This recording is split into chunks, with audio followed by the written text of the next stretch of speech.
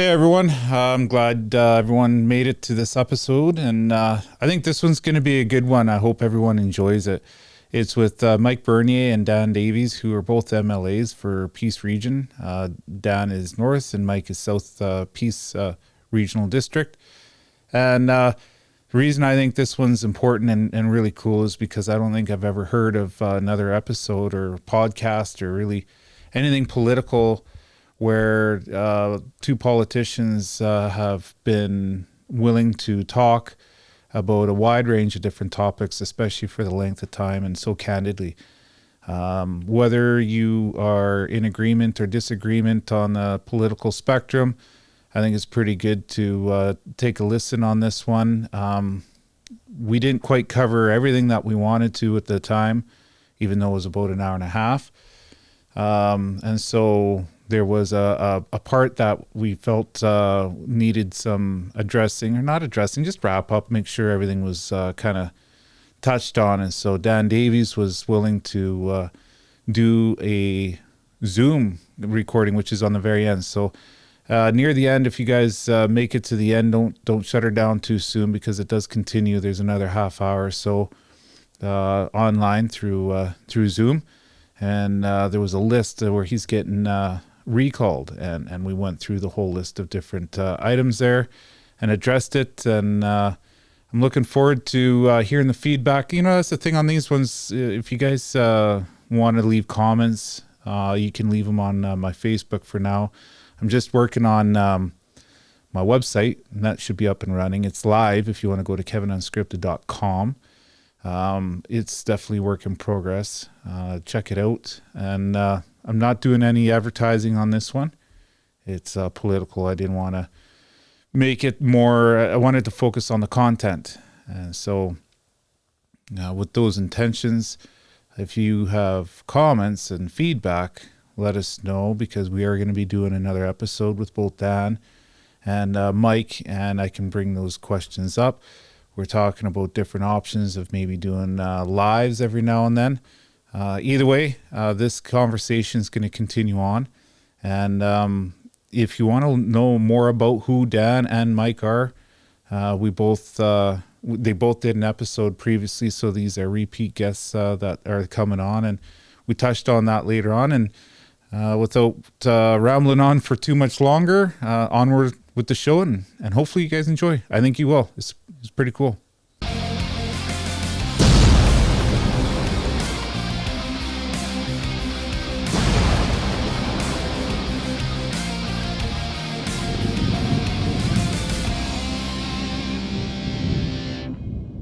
Well, I guess this time it's not even welcome to Kevin Unscripted. It's welcome back. Yeah, both of us. Both Dan and Mike. I'm going to do a quick little introduction with this being the second time you guys have been here. I'm not going to go through quite as much detail as I did the first time, but I'll reference the episode number, because those who might want to know a little bit more about you guys and the history and your backstory could probably just go back and listen to that episode. Mm-hmm. Obviously, this one is a pretty interesting, unique, and to be honest, somewhat exciting, because we've got both North and South Peace MLAs together, which is, I think, pretty cool to represent the region. Almost on the boundary. Except we're sitting on the wrong sides. I'm sitting on the north side right now. We're sitting on That's the right. south. Yeah, we are backwards. Well, I'm going to start with, Dan, because he showed up first. There's always a first. Dan Davies, BC Liberal MLA, so member of Legislative Assembly for North Peace, is about 170,000 square kilometers. Am I right on that? Yeah, it's pretty big. Huge. Actually, you know what? Before I continue on, what I'm going to do is bring up this map. This one is of North Peace to show the area. I'm just going to share this with the listener. Here we go. First elected in 2017, re-elected in 2020, before being elected to the legislature. In 2017, Dan was a former Fort St. John City Councillor for 12 years and elementary school teacher. Dan is currently the Provincial Opposition Critic for Social Development and Poverty Reduction, and was appointed last year to provincial committees reviewing the opioid epidemic, pandemic, and police reform in BC. Also on episode 24 of Kevin Unscripted. and Mike Bernier, BC Liberal MLA for Peace River South. And I've got the map for that also. Ooh, That's pretty cool. Boom, boom, right there. So Yep. with Nope, this, that's north. The is north. that north? still. Did I have the south piece? You Oh, did. there we go. There's south face. Yeah. Let's make sure See, that's it's really showing. tiny. Isn't it weird how right here it kind of cuts right around Hudson Hope? Yeah. Isn't that the oddest little how they come up with these borders Yeah. there? Well, and they've changed a few times over the years because Taylor used to be in the south piece. I can't Yeah, remember if that's right. Hudson's Hope ever was, but it has moved around a few Yeah. times over the last 20, 30 years. Redefine it a little bit. We actually had a discussion to interrupt. I was in Hudson's Hope last night, met with mayor and council, and they were talking. They're one of the few municipalities that you represent Hudson's Hope and me, because their actual boundary goes a little bit into South Piece. Overlaps a little Yeah. bit. So it's kind of That weird. That I didn't know. Yeah, so it's kind of weird. I should have been there with But you. there's then. nothing, like it's just in the bush. Does this kind of encapsulate the dam? Yes. WAC, it so does? you've got part of the dam. Half. So Half the dam. it is kind of weird. The border between Dan and I, North Peace and South Peace, is the center of the Peace River. And then it jogs, as you can see in that picture, around Hudson's Hope. And then it kind of goes up again towards the Bennett Dam. Yeah. And then I go all the way through to north of Mackenzie. And then I cut down for people in the area that know, then basically Powder King is the border if you're looking at that. Oh, okay. Going the Rocky Mountain Trench, basically. Yeah. And if you look, I go down right to the Alberta border like Dan, but he goes right up to the Northwest Territories Northwest actually Territories. touches, yeah. Yeah, that's a massive And I chunk go of- down to almost Jasper. Man, we're talking countries, eh? As far as Absolutely. population-wise, we'll touch on all that stuff later. So Mike Bernier, where was I? South Peace MLA, elected 2013, elected again in 2017 and 2020.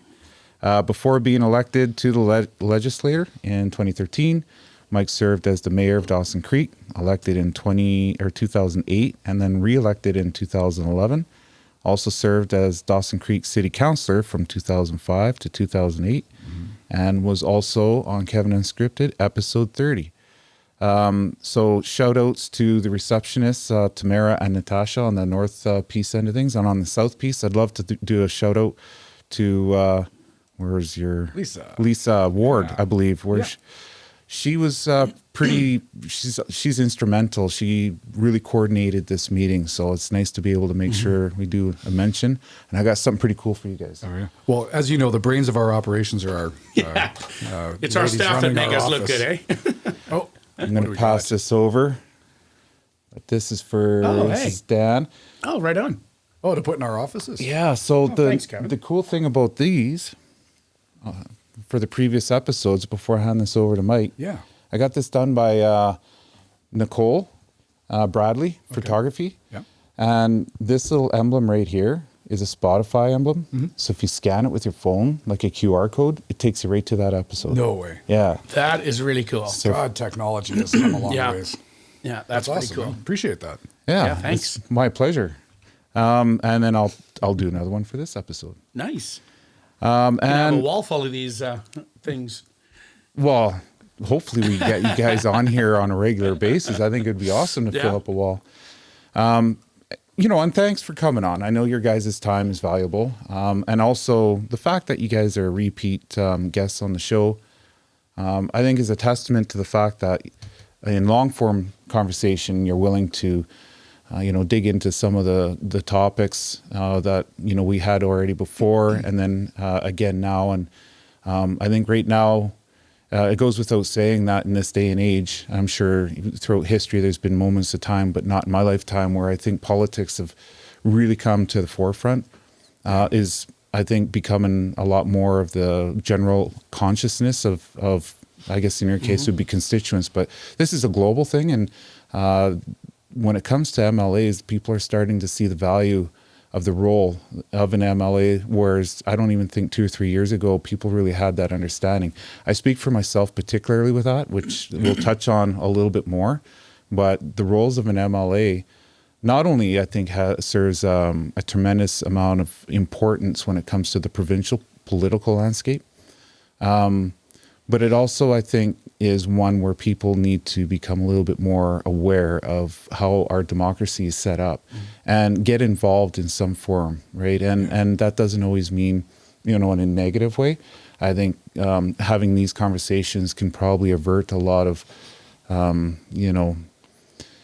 unfortunate, I think, misunderstandings, and that's where the tough questions and conversations and clarity comes in, because it's going to solve, I think, a lot of, issues when it comes to the topics we're going to speak of. I don't think we're going to get to a lot of them, but I want to touch on some of the stuff. Right? Just as we start going, you just never know where we're going to go. I'm telling you, just like last time. unscripted. Yeah, unscripted. I should say though that like Dan and I coming here again today, it's a testament to you as well, because appreciate the dialogue, but also appreciate the candidness to almost like what you just talked about, is getting the information out to people again, because the landscape has changed, I think, over the last 2, 3, 4 years. People trying to understand the roles of the politicians and then the scrutiny that comes with that. Yeah. But I think when you and I talked last time, it's amazing how many people are just starting. Even though it's taught in school, people don't maybe pay attention in school. It depends if Dan was the teacher or not. But yeah, not. the difference between an MLA or a mayor or an MP, a premier, a prime minister, it's amazing the discussions we have on that. It's they're distinctly different. Unfortunately, I think the lanes seem to be narrow, but there is a lot of overlap. Yeah. And I think that's where frustration really comes in. And I wanted to touch on that specifically because you guys are elected in the Liberal Party, but as an opposition. BC Liberal. BC United. We gotta really clarify that, right? I guess the BC Liberal part of it instead of federal. Yeah, absolutely. But yeah, And it's got nothing to do with the roles federal. and the power. Nothing Yeah. to do with federal. Well, is the party changing its name? Yeah. What's it going with? BC United. Yeah. Will be the new party name, and that should roll out Effective. sometime this year. Oh, good. Yeah, it'll be this year. But and a lot of it's around the confusion with brand, and I think that the whole party actually, what was it, almost 90%, the party? Over 90. Over 90%, Yeah. the party voted in favor of a name change. So that'll be rolling out this year. The only provincial parties that are affiliated with the federal party is the NDP. Yeah. Yeah. That's it. That's it. And is that just Alberta, where the these- provincial and the federal? Isn't No, it all saying the NDP boss of? all the NDP are together across Canada. If you're in any province and you buy an NDP membership, you automatically become a federal NDP member. Yeah. But if you're organized with a provincial party of any other party, you're only that party, you're not affiliated. So there is no, like for us, even though we have Liberal in our name, as Dan said, we're going to change it because of the confusion. The reason why we have the name BC Liberal is just very quickly in 2001 under Gordon Campbell, after the 1990s of 10 years of the NDP winning, because all of the right of center parties, there was like 4 or 5 of them, they were all splitting the vote and the NDP was winning. So under Gordon Campbell, they had the Liberal Party, Conservative, Reform, Socreds. They all got together and said, let's start a new party, basically, and called it the BC Liberal Party. And they all joined with one party, united, no pun intended on that, united to beat the NDP. And in that election in 2001, the BC Liberal Party, for the first time, they won 77 of 79 seats. Holy smokes! The opposition was pretty small. Well, because the right wasn't split. They all got together. Yeah. Now we're starting to see the fragmentation again, though, Yeah. as we saw in the last election that we lost, because you started to see a few further right parties coming and start splitting the vote off, and then the NDP win. So that's why you always hear us talk about we need to stay united, we need to stay together, or you're giving the NDP the opportunity to win. And it's it's really the federal Conservatives are seeing the same struggle. Yeah. It's we need to make sure that there's a lot more in common on the right spectrum than there is not in common. And we seem to focus on the things that we don't agree on, yet not focusing on, hey, we can all agree on 90% of what's over here. Yeah. And if we unite and get together, well, then we can defeat the... Focus on what we're fighting for Focus on instead what we're fighting. focusing on what we're all fighting against. Absolutely. I couldn't agree. I'm glad you guys brought up the whole unity thing, because that is, I think, one of the fundamental, flaws right now as to why I think all the other issues that we're having, whether it be schooling, whether it be, our healthcare, like they're symptoms of lack of unity and communication. And I think if we're able to get people, leadership in particular, see how these difficult times is maybe an advantage to be able to capitalize on the ability to unify people, especially within a region, a lot more. I think the voices that are going to be in the legislature won't be so small.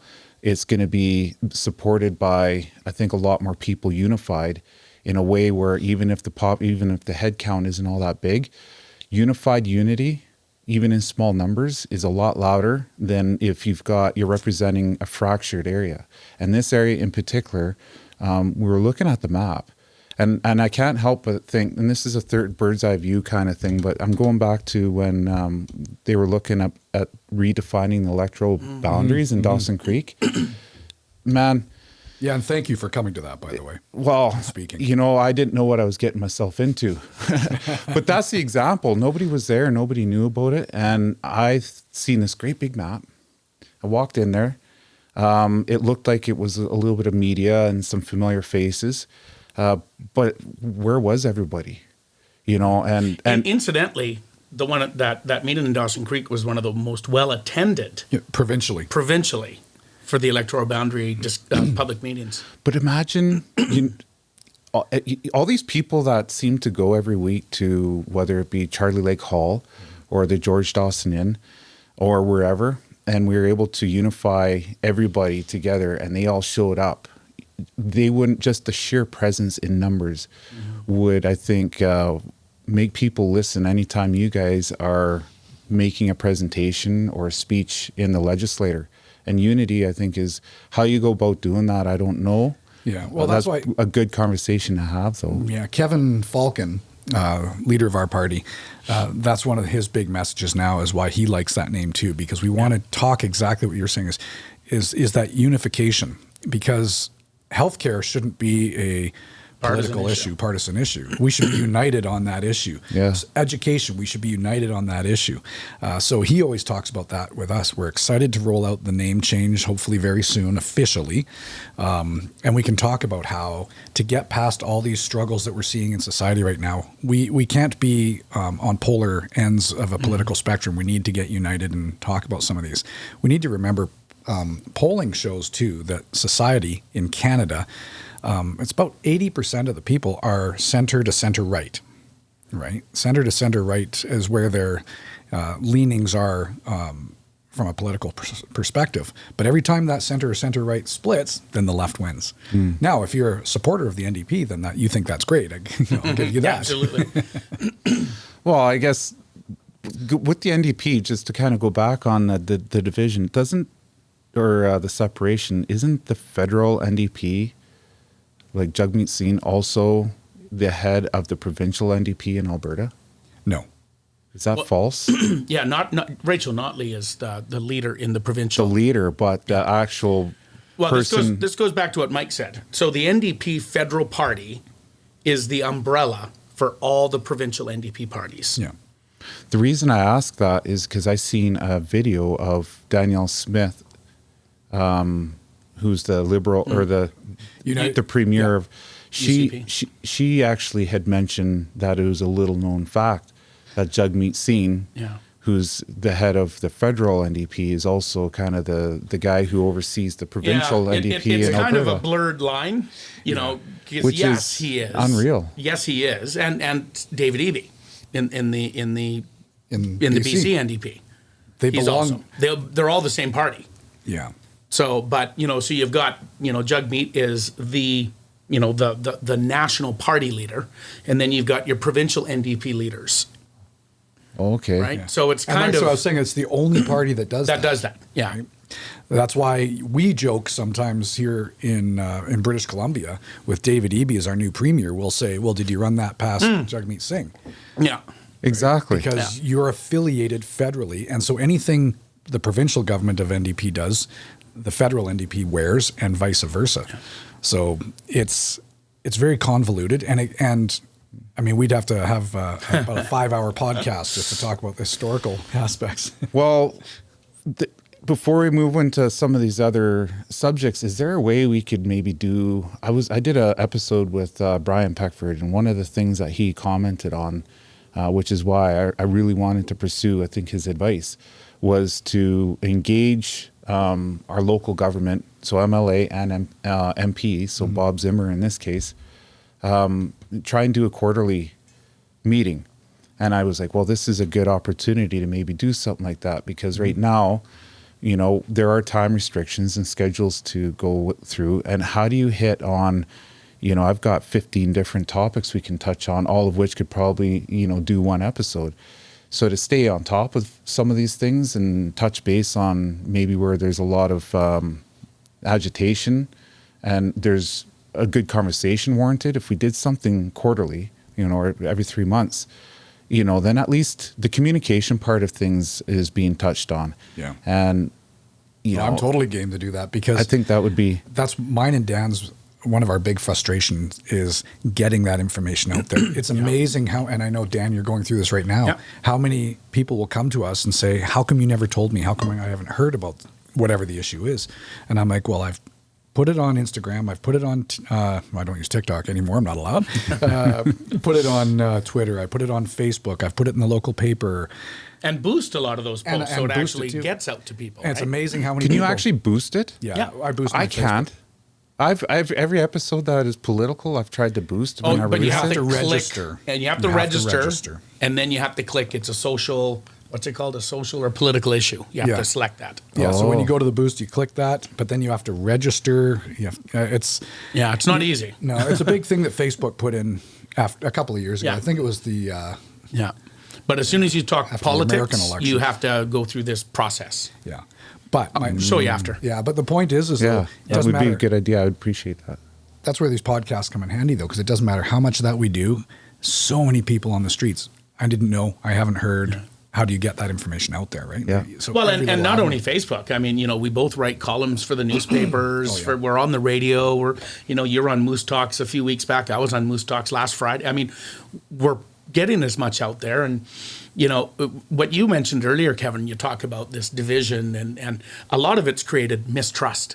Yeah, 100%. So you know, what I've heard from, you know, talking to people, and there's a group of people that are upset right now in the North Peace. You know, it's like, well, you know, you're not communicating. Well, I am actively on social media, talking about the bills we're debating, talking about the challenges that we're facing. Talking about what I'm doing in the legislature.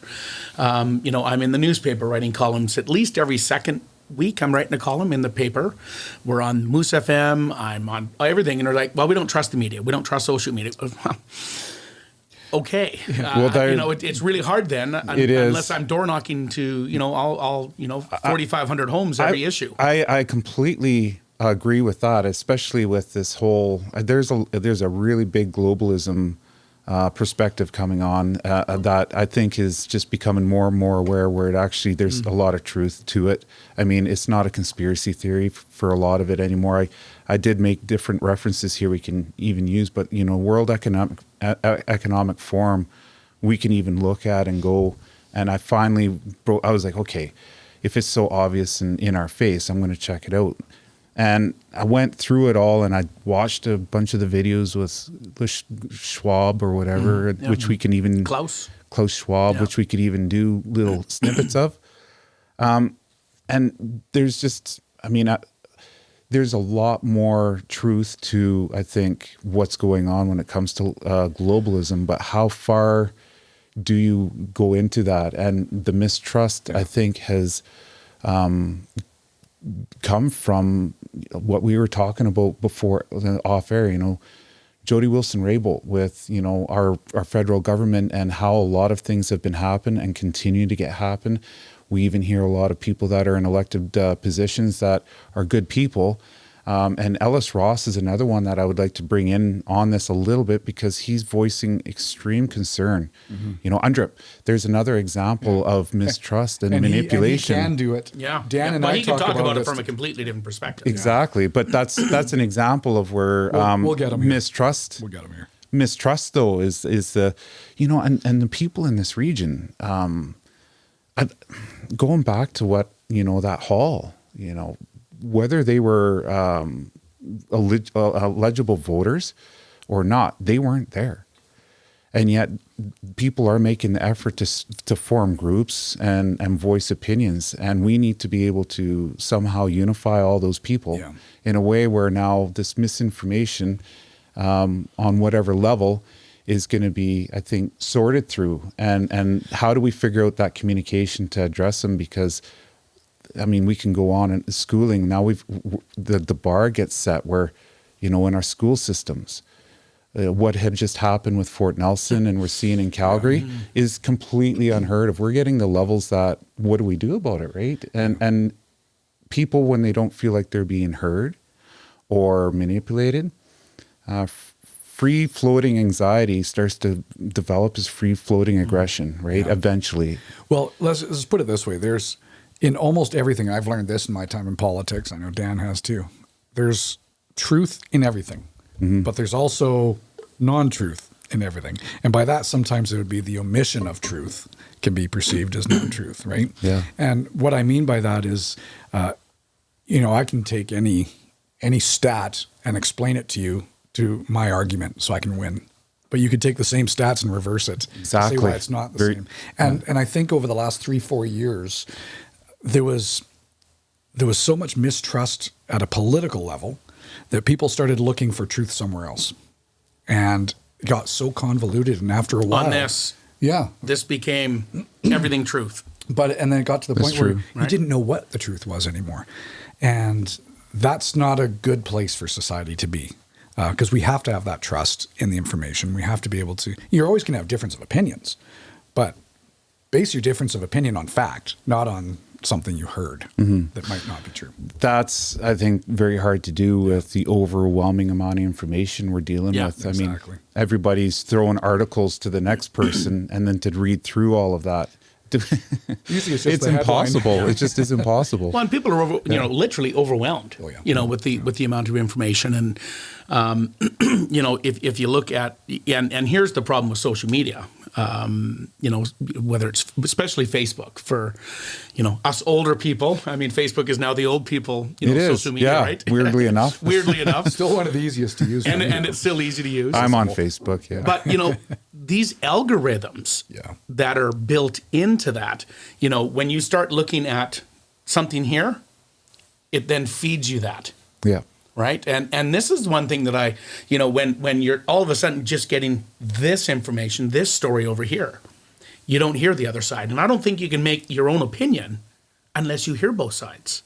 That's very true. And that's a huge challenge. I mean, I'm sure everyone's seen it. When you start looking at something on Facebook, you start getting fed all the same stuff. Well, how do you? Or make you only see the feeds of people who have liked the same stuff. That's right. So a social media, while it's a great tool, is also a dangerous tool. Yeah. Because it can really, it can draw this whole division that we talked about at the start. Because if all of a sudden this is it, and that's all you're seeing, well, geez, hey, this is all I'm getting on Facebook. This is what everyone's talking about. Well, it is, because the algorithm that's built into Facebook is feeding you your favorite taco all the time, because I like tacos. That's why I use tacos. Taco is a favorite. Taco's a favorite, sure. But how do you combat that then? Like in your position, these conversations, you guys mentioned help. Some of the people that I've talked to have maybe voiced, I think, there being a lot of value in like what you're doing later on, I think next week with doing like question and answer. I think Chamber of Commerce is putting on something the budget, that budget presentations. Yeah. So different presentations where people can go and attend. Like you just go to a hall, you just say, okay, this is where I'm at. I'm making myself available, at whatever time. Preferably, I know it goes in the evening for most people helps, right? But then at least it's showing the effort of trying to maybe confront, once every however long you can, and allow people to be in a bit of a controlled environment, right? So that it's a healthy interaction with the people that are showing the most amount of concern will show up. And sometimes though that healthy environment, as you said, is hard to control. And so that's why you see more and more public figures or political figures are doing less and less of that, because you can have all the right intentions and you can say, look, I'm going to show up at the George Dawson Inn, have a table, open up from 5 to 7, come on down. The problem is as we're learning, is majority of the people are in their own bubble with their friends, worried about getting their kids to hockey practice or putting food on the table or working on homework, getting their kids to bed. That's what's important in their life. And so the ones that come out are the ones that are really, really pressed on wanting to talk politics, which is only about 10% of the people. And that's one of the challenges we have. People at election time think about politics, and then in between elections, it takes care of itself in a lot of ways. I think what you said was spot on, but prior to 3 years ago. I think in Agreed. the last couple, 2-3 years, that People are has paying changed. attention more. Yeah, people are in that bubble. I'm an example of that. I mean, this podcast is an example of me wanting to figure out what the hell can I do? Because, if things went right south, I don't think I'd have the conscience, to go down that path without having to do something. What does that look like? So for me, it was a podcast. For you guys, you ran, an election and got elected as MLA. For other people, they're starting different groups. If it's crime, for an example, people are forming groups to try and address the crime issue. And I think one of the things that I've found, because I've gone to a few of these groups to see, what's going on, and, we all know where, my views on a lot of different things. And I'm very cautious with it. But the thread that I find is that these groups are wanting to establish and then grow, and these chapters. And I'm like, well, there's a lot of this effort being made and developing, I think, some form of structure and communication and ability to grow. And these are all coming from people that have, families and businesses. And we're talking like good, genuine people that are eligible voters going so much out of their way to addressing a concern. And I think if we could unify that with how an MLA is able to utilize resources with the communicating with different other MLAs, the Chamber of Commerce, everything that we already have now in a positive way where people feel like they're able to put that energy into something somehow. If you have a concern about the school system, is there a way as an MLA or maybe even on a civic level, you can direct some of that energy into something that we already have, right? The school boards or whatever have you. So that we don't have people are engaging in a positive way and being a little bit more educated, aware, and feeling like they can call the bullshit on the people when they're being a little sneaky, right? Instead of starting something so separate and disconnected and then being called something crazy like, that crime one, they're being called vigilantes. Yeah. These are those people are business owners, right? So how do we, going back to the unification, right? I think the concerns are valid. So how do we address that in a healthy way? How do we get all those people now? And that's what we were saying earlier. I think they will show up. I think they will engage. I think this is an opportunity where if we can unify North and South Peace, then those business owners are going to represent different businesses, and those businesses ripple into all these other symptoms, whether it be oil and gas industry, whether it be forestry, mining, healthcare, schooling. Those are symptoms of an eroding system. And I think we have the ability and the resources to bring that in. And it's just going to take more people to come together. And you guys have, I think, a tap on resources that is freaking amazing. I would love to see people. That's what I'm about. I would love to see North and Peace South come together a little bit. Well, we want those people to show up because, people who come to those things have a concern, and that concern is valid to them and lots of other people too, right? And so our jobs is to engage, to listen to those concerns, and then try to find avenues to solve them, solve the issues. Bluntly, it is a lot harder. We still have our fingers in a lot of different areas, but it is a lot harder being in opposition. When we were in government, it was easy just to phone up the premier or a minister and just say, hey, here's a problem. This is what we want done. You don't always get the answer you want because there's sometimes nuances to things, but we at least had those. Now we have to kind of back channel things, right? Dan is really good at this. I do the same where you see all the craziness in question period, and then you go in the hallway with the minister behind the scenes, away from the cameras, and say, hey, I've got concerns coming to me from community members. How do we fix it? Right? That's true. I'm glad you mentioned that because I couldn't agree with that more. But I guess the response I would have to that, so to speak, would be what you had said earlier. There's only 10 people that are engaged. And some of the biggest changes are made by the smallest amount of people.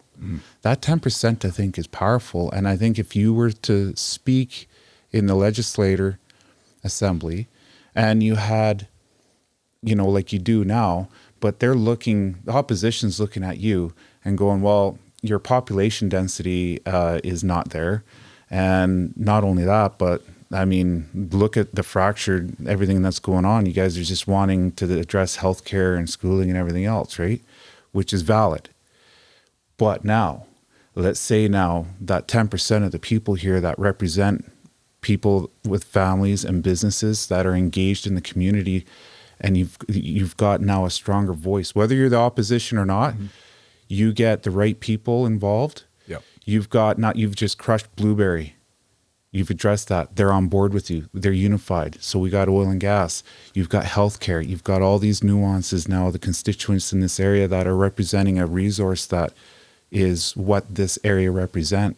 And that's going to give you the voice of power. It goes back to Romans, man. Even the emperors, they made sure the citizens were happy. And that's, I think, where the power is you get the constituents to unify and rally behind a leader that's got a voice, whether they're opposition or not, and things will change. I think it's a long road, but I honestly think that you'd start seeing that needle bump a little bit.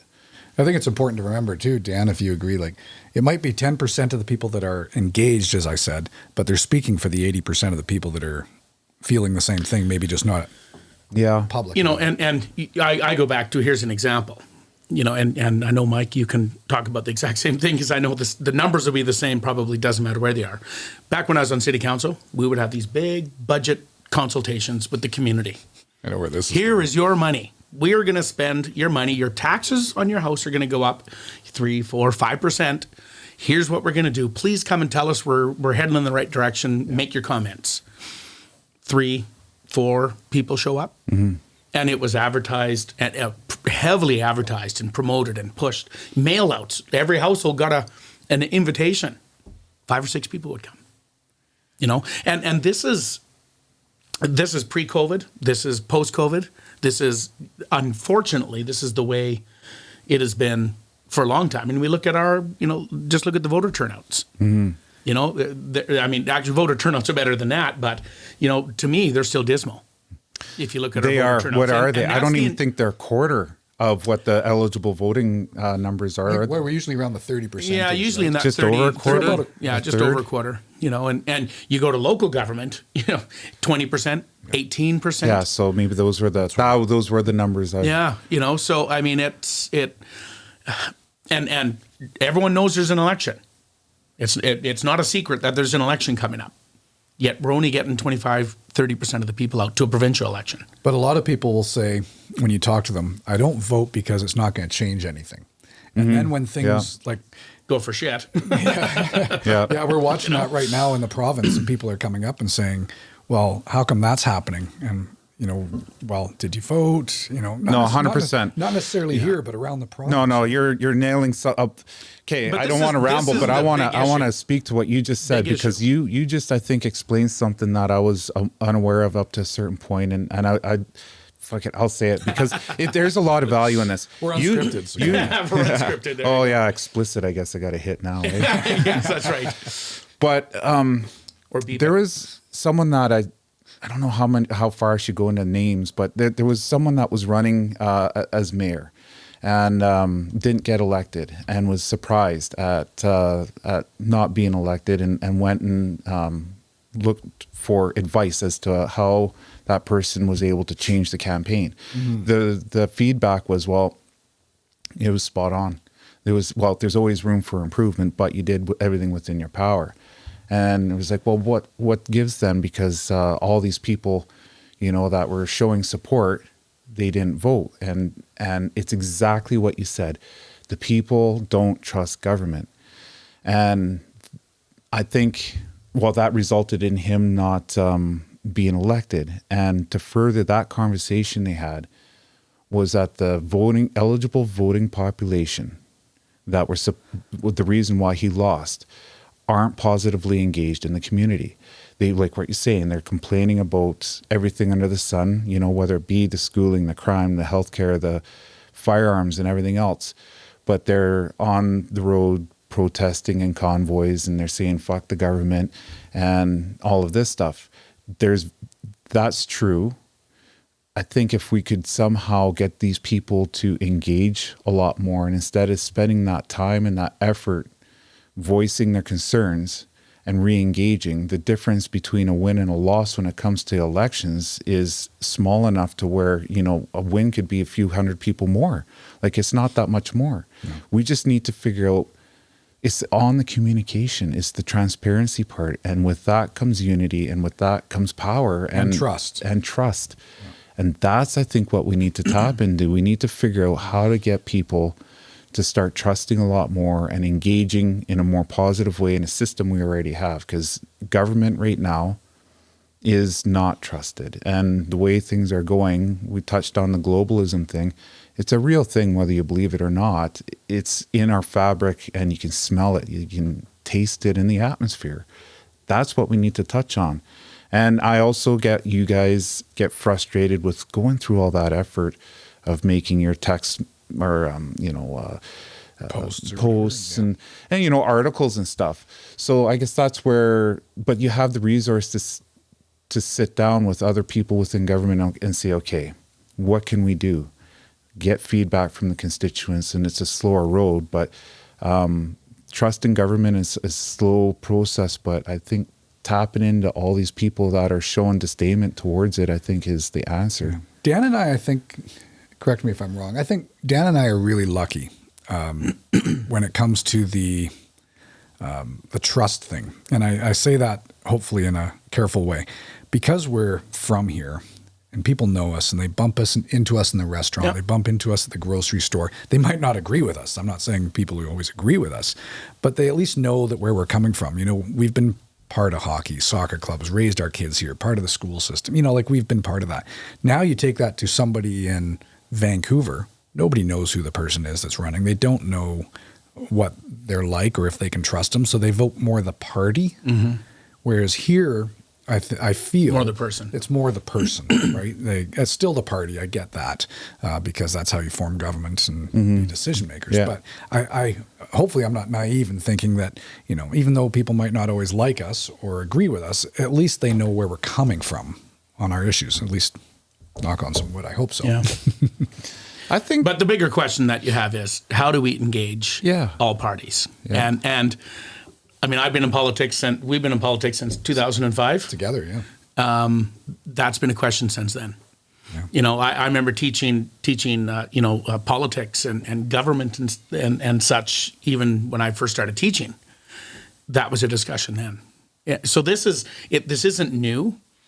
However, I mean, people being engaged in politics, I think, is less now than it probably ever has been. Engaged in formal politics, absolutely. People are on Facebook and what we talked about there, a little while ago. But I think Kevin's saying, though, that people are more concerned. I think you're right. Like, they're watching more on politics. They are. And, maybe not physically engaged, but they're paying attention. I think to some degree, yes, but I think the last few years has struck something in society, and you're getting a lot more youth definitely getting involved. And then you're also getting a lot more people that have very stringent schedules engaging in different forms. And we're seeing that materialize with people showing, disagreement with Dan, showing disagreement with how the RCMP and our crime is being handled locally. Like all these different, public shows of disagreement. I don't remember seeing that prior to 3 years ago, any of it at all. It has been. And if you look through time, usually following a conflict, and I mean literally a war, people are very engaged in politics. Following an economic crisis, people are very engaged in politics. When it's hitting them personally. When it's hitting them personally. That's right? Exactly. So right now, and we've just come out of COVID, a couple of years ago, and God only knows even what that's going to look like down the road, and the impact. We know it had a significant impact on people, our economy, and everything else. We look now, affordability. Affordability impacts every single person, from the infant to the senior citizen. I mean, it impacts everybody. So when people are starting to feel pain in their pocketbook, they're seeing, what was good a couple of years ago is now not so good. I can't afford to go on a holiday this year with my kids. I can't afford to do a movie this week. Yeah. I can't afford to buy a treat. That really impacts. An $8 head of lettuce. I know. It's crazy. Yeah. Well, I saw I had a lettuce yesterday. It was $4.99 for a head of iceberg lettuce. I was like, wow. But, affordability. When people are now starting to feel pain, all right, they're looking for someone to say, what is going on? Yeah. What do I, and they're looking to help solve that issue. So you're getting people now, I think, that are more involved and looking at different media pieces, looking at social media, trying to find who is maybe not to blame, who can fix it, who can make it better. And I think this is why we're really getting people involved in, even just engaged in the discussion. And I think this is really important too, is the discussion needs to happen. The conversation needs to happen. And when and it doesn't matter what it is. I mean, whether you're talking the economy, whether you're talking healthcare, whether you're talking, it doesn't matter what the conversation is. We need to allow people to have that conversation. And I think we've seen now sometimes people say, you can't say that. We don't want to have, you can't talk about that. You can't have that conversation. You can't do this. You can't do that. And that really creates this, again, a distrust. Why can't we have a conversation? And I think people need to have that. I think governments of all stripe need to say, as long as you're not going into the hate speech and that, which absolutely I think is not acceptable, but people should be able to have a conversation about what is going on in the world. I think so too. There's strung out. And you're right, they're being affected on the increased cost of living. Mm-hmm. And I think in this area specifically, people in the past have been able to ride those peaks in the valleys because that's part of living in the north. And that's the reason why that adversity has given this area, I think, people are a little bit more hardy, so to speak, right? Just by the nature, I mean, environmental, but then also economically, this area has gone through, peaks and valleys that has produced, I think, a hardier perspective. And that's why we feel like we're a little bit more disconnected and able to weather the storm. Where the concern really starts to take root is, I think, when people start having that concern and it's more than just riding out some of the economical peaks and valleys, and they're looking at the future. And this is the globalism things, and it's starting to manifest in other areas like our schooling and our healthcare and crime and everything else. People are really they're going, okay, well, this is a lot different than what I'm used to in the past, right? And the engagement now is becoming a little bit more severe because it's now a sense of urgency. Now, whether that's founded or not is irrelevant. That's just I think a lot of people's perception, right? There's a sense of alarm and urgency and what do you do? How do you handle that? So it's an opportunity to capture that and try and unify a little bit, because without that, it is, like you said, man, we have censorship coming out everywhere. I can't advertise that you guys are on without going through a whole process. Yeah. What is it, C11 now that we're dealing? The federal bill. Bob Zimmer is, subpoena Mark Zuckerberg, and we have all these other things. So it's just another layer, right, of concern where conversation needs to be taken place. And I think what you guys have as far as the position, I keep going back to it just because I honestly think the way I see out of this are the people that are in the positions like yourself to take that opportunity, that rare moment now that we have where people are engaging and then try and unify through conversation. That is the biggest. Well, we need that conversation. It has to happen for a lot of different reasons, but to the role of an MLA, for Dan and I, and you and I talked about this our last podcast, we need to hear what people are feeling, what they want, what they'd like changed, what they like. Because when we're down in Victoria voting, or when we're bringing issues forward, or when we're representing a concern to a minister, we want to feel like we're doing it on behalf of the majority of the people. But if we don't have those conversations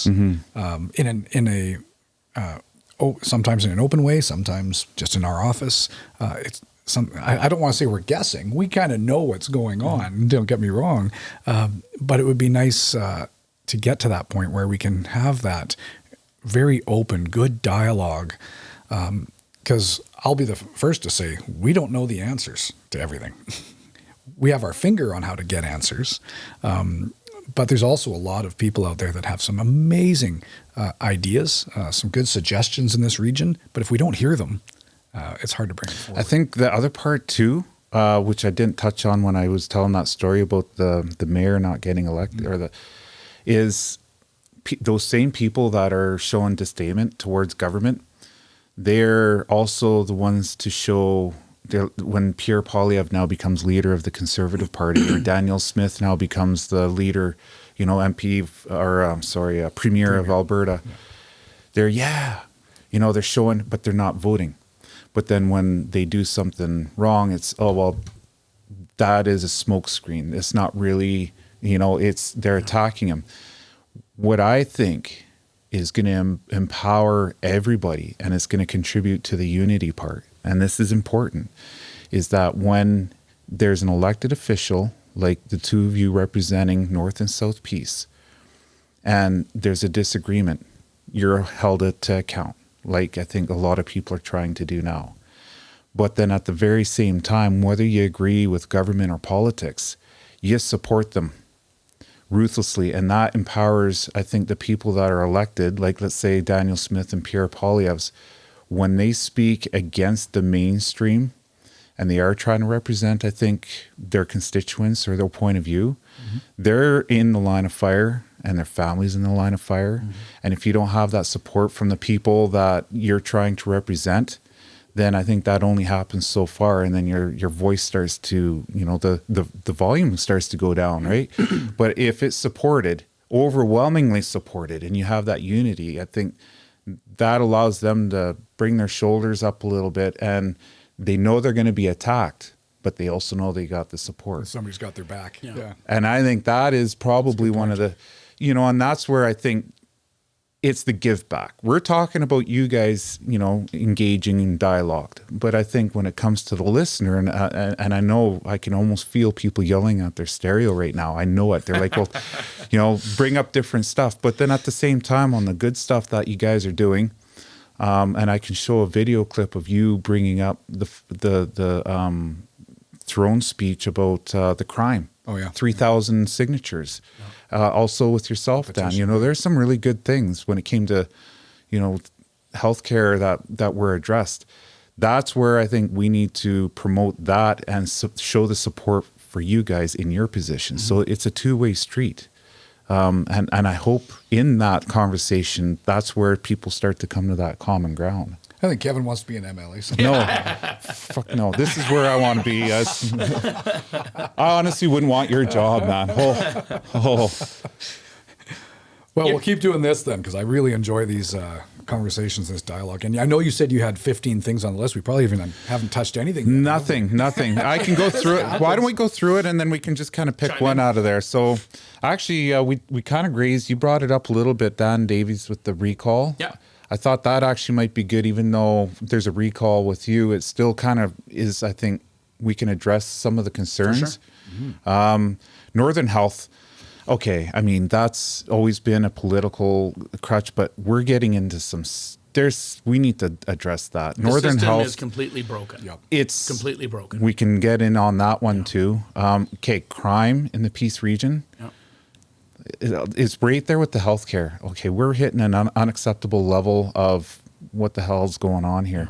Schooling, there again, what happened in Fort Nelson, in Nelson, BC, and also now over in Alberta with Calgary. Okay, we need to talk about that. Decriminalizing hard drugs. Opioids. Okay, that to me, Don't get me started on that one. It's like a drowning person, and you're going to give them water because you think they're thirsty. Like, I mean, so that's a good topic. Oil and gas industry with the 90-day delay on permits. I seen a CBC news article that had to deal with the blueberry that we can really touch on because that's going to hit us in a huge way. It's already hit us. Along with the forestry, the mining. So firearms, we got the Mills UNDRIP. I know Ellis Ross is a good one to talk to, but I think there's a lot of things that we could probably touch on with that. Taylor Bridge, 15-minute cities. We can get into whether that's conspiracy theory, legitimacy, the look of how that's going to be implemented at all. All that stuff. I mean, that's a topic we need to touch on. Taylor Bridge. I mean, there's another one. Hutterites now are suing the BC government for water. Yesterday was the first day in Dawson Creek, I believe, for the Hutterites getting backed in, and I believe, and I might get corrected, but I'm pretty sure there's some other entities that have jumped in on that court case, which is maybe not as well known as it should be, but it's another example of how the government is just not doing cool stuff, right? So, I mean, just with those, I think those are the most important. We can continue on, but what do you... That's a big agenda. Yeah. You know what? Why do you pick one? And Dan and I will try to be succinct and see how many of these we can get through, because I think they're all good. All good topics. Absolutely. Well, but like you said, each one of those we could probably talk for an hour. The first one I had was Dan Davies recall, because that kind of touches a few things. Yep. And then, so I have I found on the Hudson Hope thing here. I'll bring up the list. Yeah.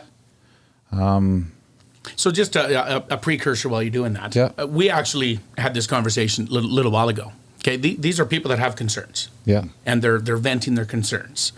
My concern was, and when you bring the list up here, is a lot of them are way outside of our area of what we are responsible for. Now, not to say that we don't have a conversation about many of these, because we do. Mike and I both have conversations with Bob Zimmer on a regular basis on federal issues.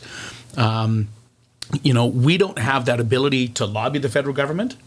That's the government of British Columbia's ability to do that, and I think there's a lot of people that maybe don't fully understand process of how the legislature work, how and they feel like we're works. passing the buck, because how often do people get a hold of us on C11 or all these things, and tons we say, of stuff. Hey, that's really important. You need to phone Bob Zimmer. Yeah, and it's not to pass the buck. We've even had people. I had people call my office, absolutely livid that I voted to take away their firearms, and I'm on the phone for 10 minutes saying, "No, that's federal Ottawa. Liberal government."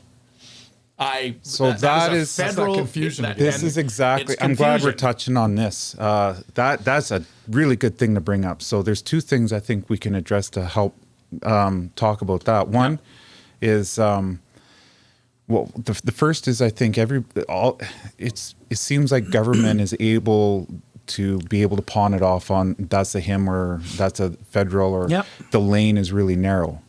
But then the perception is where I think we'll use, let's say, the federal government, because I think there's a little bit of this happening within our healthcare system where it is a federal thing, but then they pawn it off as provincial.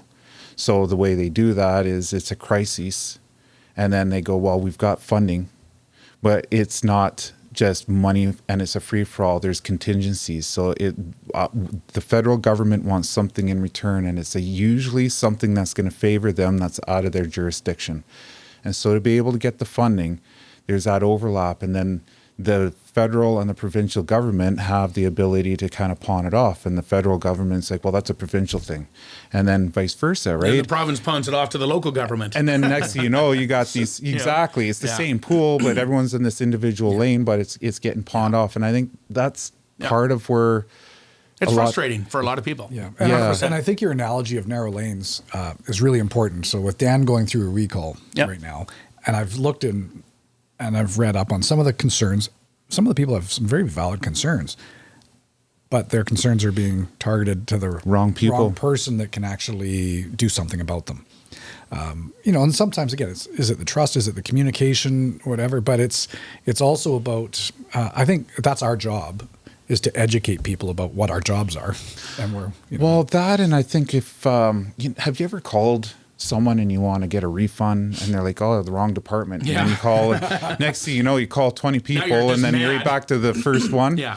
That's what's happening within government. I think and this is me just talking a lot. I don't know how the reality of how easy this is, but let's say now, you're talking about a federal government thing. Why not say, that is something on the radar. It's not within my job scope or my area, especially as opposition.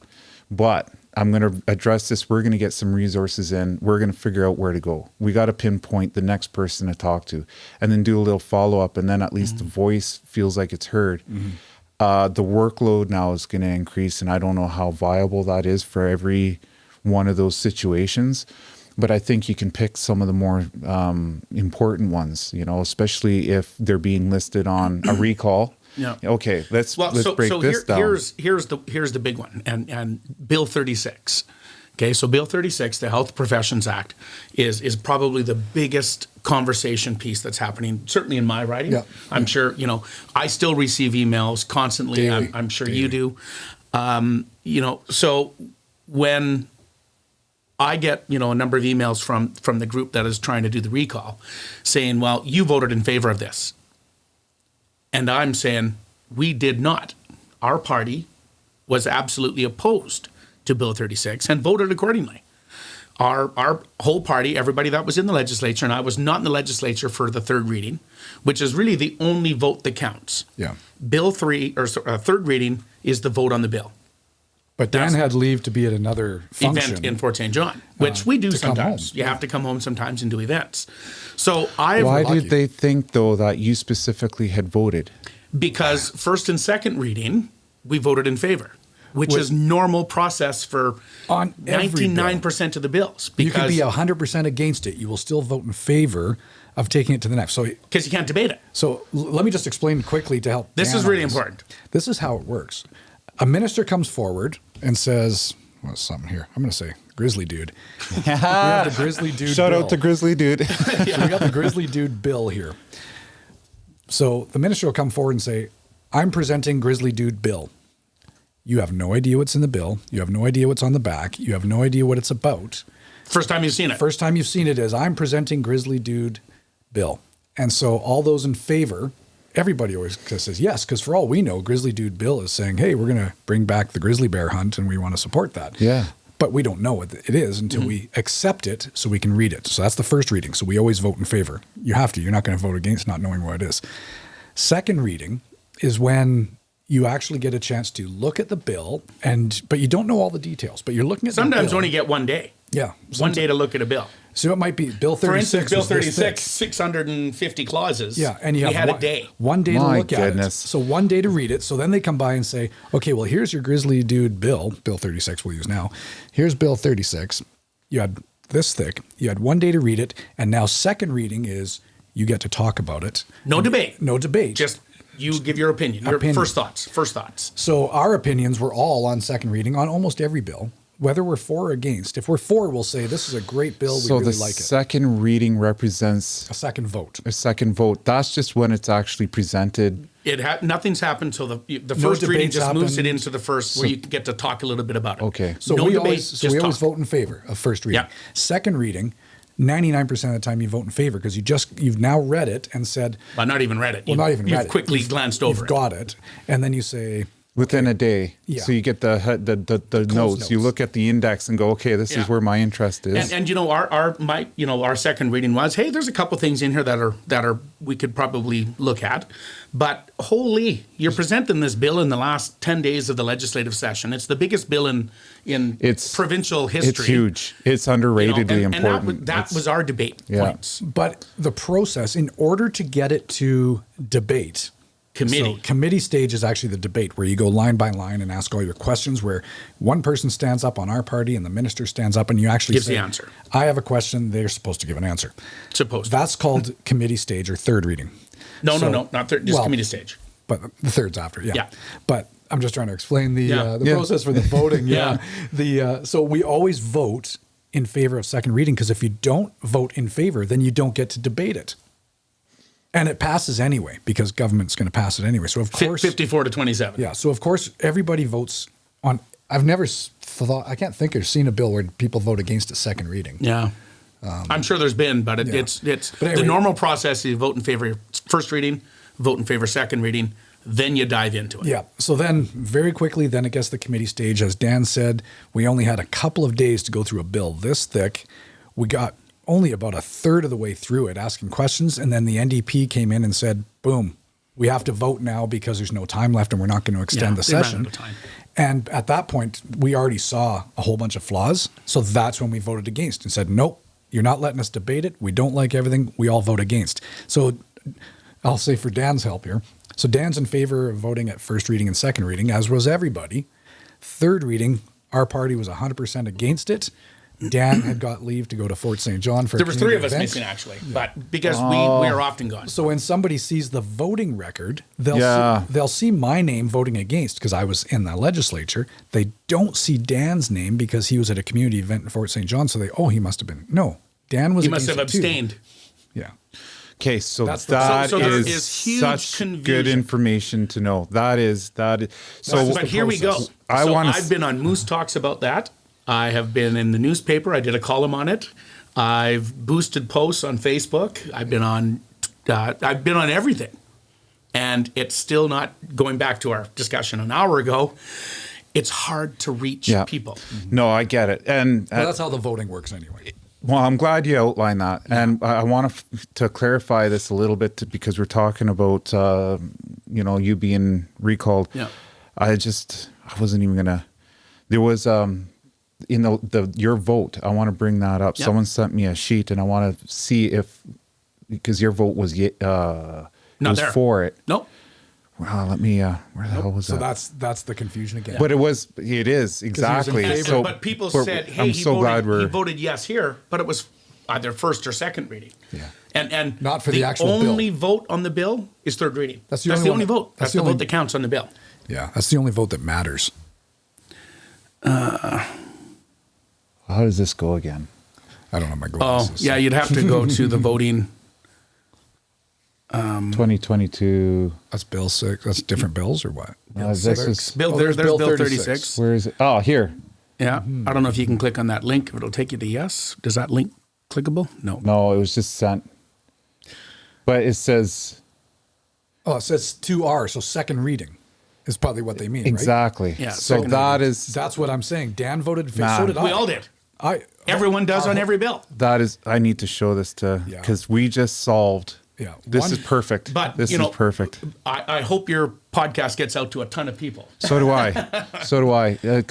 I'm sharing this right now with the video, and I want to bring this in a little bit.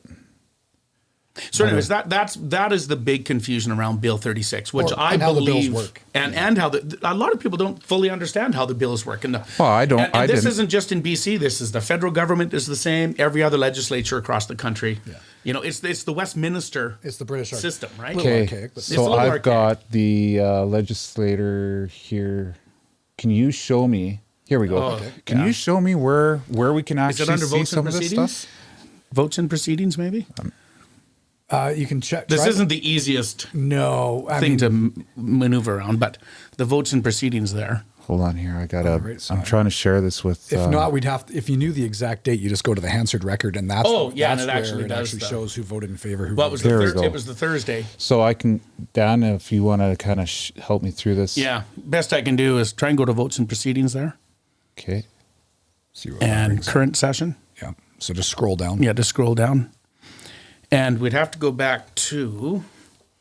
It was the last Thursday of So session. keep scrolling down. It would be. Oh, actually, Dan, we're in a new session. Sorry. You have to go back to Oh, yeah, the one previous. before, the 42nd, 42nd. because we're in a new budget, new session. Oh, so okay. go to Second reading. No, go to the fourth session. This okay. Go to fourth session. Now scroll down. No, but that's 23, isn't it? 2023, didn't it say? Fourth session. Here we are. People on the podcast are wondering what the heck did we do? No, this is good. They're going to follow Okay, along. so now you're on that one. So go to The 24th of November. debates. Is that back to the debates, Dan? Debates. But that's the vote. That was the third vote. So standing orders right here? Isn't it Bills? votes and proceedings? I think so. Yeah. Votes and proceedings. So now scroll down again. Yeah. Now it would be one of the last Thursdays. Oh, no, this is, you went, fourth session is right now. 23. So go to the top. Okay. Go back to current session. Click on it. This one here? Yeah. And click on the arrow. Shows how much we This one here? Yeah. Does that open up? Okay, 42nd, then go to the 42nd. Yeah, Drop that's- menu down. There, 23rd, third session, session, sorry. 2022. Oh, okay. There it is. I think I That's said the fourth. fall. That was Yeah. my bad. Votes and proceedings. Okay. Because each section is a different city. There we go. Thursday, November This one 24th. here. Yep, there you go. Yeah. Now it'll go to the blues, right, Nan? This is just votes Oh, and okay. proceedings. So So go to there- Bill 36. You'll see Bill 36. What bill is that? 43. Bill 43. No, keep going down. 43. 38. Go here. That's the afternoon there. So Okay. go. Keep going. Oh, I'm glad you know where you're going. What bill is this? Is that it? That looks almost like it. Go a little up. Bill 44. 44. No, that is Bill 44. Okay, go down. And you'll see those ones are all standing votes too, they call them. So Yeah. Bill 44. Bill 44. 46. 40. What's See, this those- one there's here? Bill 37. 37. So there's Oh, a we're lot getting going close. on. Yeah. There, Bill 36. Okay. Okay, so go down a bit and you'll see Bill the vote. 36 So there's Bill passed. 36. So you can see right there, all the NDP voted in favor. And the two And the Greens. two Green parties, members. And then all of us, except my name's not on there because I wasn't. You weren't there that day. You were Yeah. up here. He was Yeah. here at a community event. And there was only two of us missing. And there you was two ne- of us And missing. you never know when the votes are going to happen. You don't. The NDP, There you are right there, Mike. Yeah. Eh, Yeah. oh, okay. Yeah. Yeah, so I was there because I didn't. So they don't give Dan and I leave usually at the same time if for community events. Usually only one of us because Yeah. we want to make sure there's people in Victoria, obviously. too. Representing the Peace Region at least. Exactly. So that's why. So some people are looking at that saying, "Oh, Dan didn't vote against," I abstained. right? But anyway, that's what people are taking. We need to get screenshots that of. out. Yeah, So, so there is big confusion, and I believe that Bill 36 was kind of the impetus for a lot of the recall because that is probably the number one piece that I hear about is Bill 36, and we still hear about it, and I don't know. We're just trying to get the information out there, and that's what my goal is. Catch-22. How come you didn't vote against, and then how come you're not in the riding more? Yeah, but yeah, that's exactly it. Yeah. okay, so let's go to that. The next one here, because that was a good one. I'm glad we crushed that, Yeah. man. Holy cow. Like, this is awesome. Let's do more. Where's that list again here? Because there was... Well, there was the two federal bills, which, like I say, the gun laws, and I'll go on record right now. I think the government is going about it the wrong way. We need to target criminals, not law-abiding gun owners, period. Kevin Falcon, our leader, said the exact same thing. So, and we do what we can, working with Bob Zimmer, working with, whoever we can to make sure that gets out. Yeah. So And those are federal, but we've been trying to voice our opinions on it for what it's worth. censorship, I totally, That's a federal why would I thing, agree eh? with that? Yeah. And I don't agree with that. So NDP government. the Oh, so Infants this is Act, the and that guns. was a big, the Infants Act was passed in 1996 by the NDP. It was a bill that was done in 1996. The NDP. Now there was an order in council, a change, and an order in council means it was done around the cabinet table, not brought into the legislature. Doesn't get It was- debated. Doesn't get debated. It was the NDP government that made the decision behind closed doors And passed to it. to make some changes on it, which was the one that there's the one big thing that people are saying is now it takes away the right of a parent to say yes or no they can have a vaccine, and it gives it to the kid. And there are some issues. Our critic in education has brought forward concerns. We have been having these conversations. So I don't know what else to do. No, but why is it like being put in that impossible situation where it gets rammed through without there's time. adequate. That's not democracy. This government. How are they all get of their away bills, with it though? They have a majority. They have 57 of their people, 52. We've got 27. You're seeing me get antsy in my seat on this one because it drives me up the wall. The present NDP government won the award of the most secretive government in Canada. In Canada. By all the media. By all the media. For a reason. So you saw when we just talked about Bill 36, you bring it forward, you debate, you vote in favor, you vote against. We didn't have enough time, but at least the process was somewhat there. The reason why they're the most secretive government is they do everything through what's called regulation, as Dan said, through order in council. So a lot of bills will come forward. I'll go back to my grizzly bear dude. Yeah. And the bill might come forward and just say, I'm putting forward a bill, a piece of legislation, and on the back it says, this bill gives me permission to do everything in regulation. That's the wording they use. What regulation means is I no longer have to ask anybody's permission. I, as Premier and Council or Cabinet, can decide in a meeting over coffee what we're going to do and rubber stamp it, and it's done. And all the NDP bills have just, it's horrible. It's horrible. And all of the NDP bills have been just full of that. Full of it. So you got 46 bills there that we're talking about. Yeah. Almost every single one of the NDP bills. And I'm sure I don't want to sound too partisan. I'm sure we did it on some things where we felt there it are was some things where you process. will see, there's a need for regulation. You can't bring everything back. Yeah. But when you got big things like that you change around the table. Yeah. Like when we were working slippery slope. When we were working 100%. on LNG Canada, we had some things in regulation. So we voted yes or no for LNG, but then we put in regulation how we're going to work on some of the taxation rules to make sure the project happens, things like that. The NDP are doing it on almost everything. So what happens for Dan and I is we get to see the bill, and you'll notice on so many of them we're voting against now because we're like, well, we don't even know what we're supporting here because you're saying you're doing it. You leave a carte blanche to do whatever you want down the road. Yeah, they're going to give really you a day or not even to just ram it through. Yeah. So that's back to your point. That's wrong. Well, it is. It sounds to me illegal. Like that doesn't sound like our democracy at all. That's our argument. I'm shocked that not many people know about that. Yeah. I feel ashamed of myself being in my mid 40s that I didn't know about that. We bring it up in debates and we talk, I would say regulation comes up in almost every bill debate that we have. Yeah, so if anybody watched one of our videos, doing all this to, a decision that you have at your closed table. Yeah. Why even bring a piece of legislation forward if it's just, they have to, obviously, but it's wrong the way that they're ramrodding everything, so if and they have their own agenda, and they're just ramrodding. So when you hear us complain about regulation, that's why. If we use that word, well-founded. That's why. Yeah. Pick something else on the list. I do, but before, I think we're doing awesome. Actually, we're solving some good stuff here. But before we move to the next one, on that specifically, because that's, I'm sure, like what you had mentioned earlier, it doesn't matter who's actually the party in power. Mm-hmm. I'm sure Liberals and everybody uses that to their advantage. But what can be done? Is there anything? Because that sounds like a really big loophole in the political sphere that is not right. Well, what I'll say is this: we laugh about this a little bit in a bad way, worried way.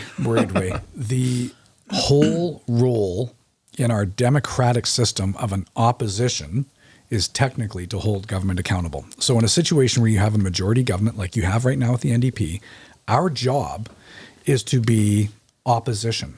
It's actually legislated. So people say, why are you always so negative? How come you're not coming forward with solutions? The big part of our job is actually to look at what the government's doing, critique it, and it's not always opposed, because there will be the time where you say, okay, that makes sense. How come we didn't think of that? Yep.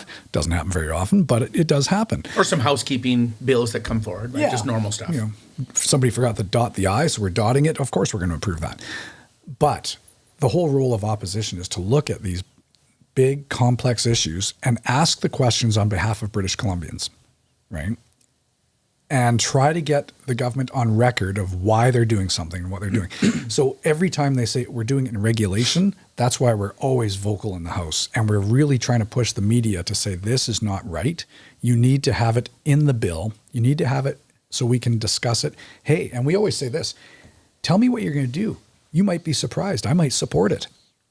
But if you're not telling me, if you're secret, how do I approve this? Yeah.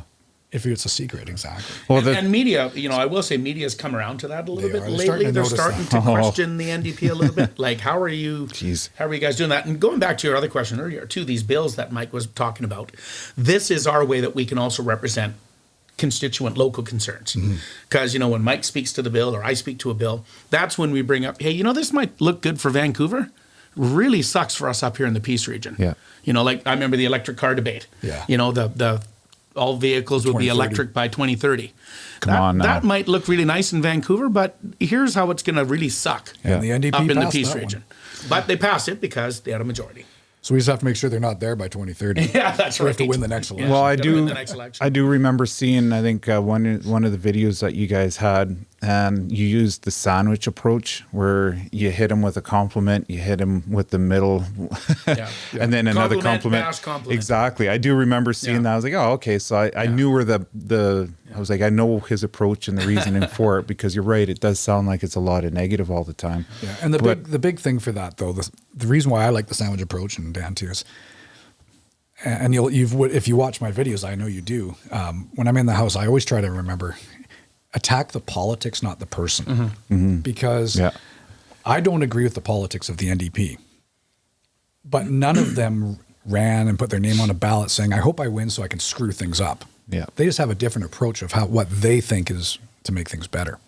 So you always want to go after the policy, the politics, the process, but not the person. Right?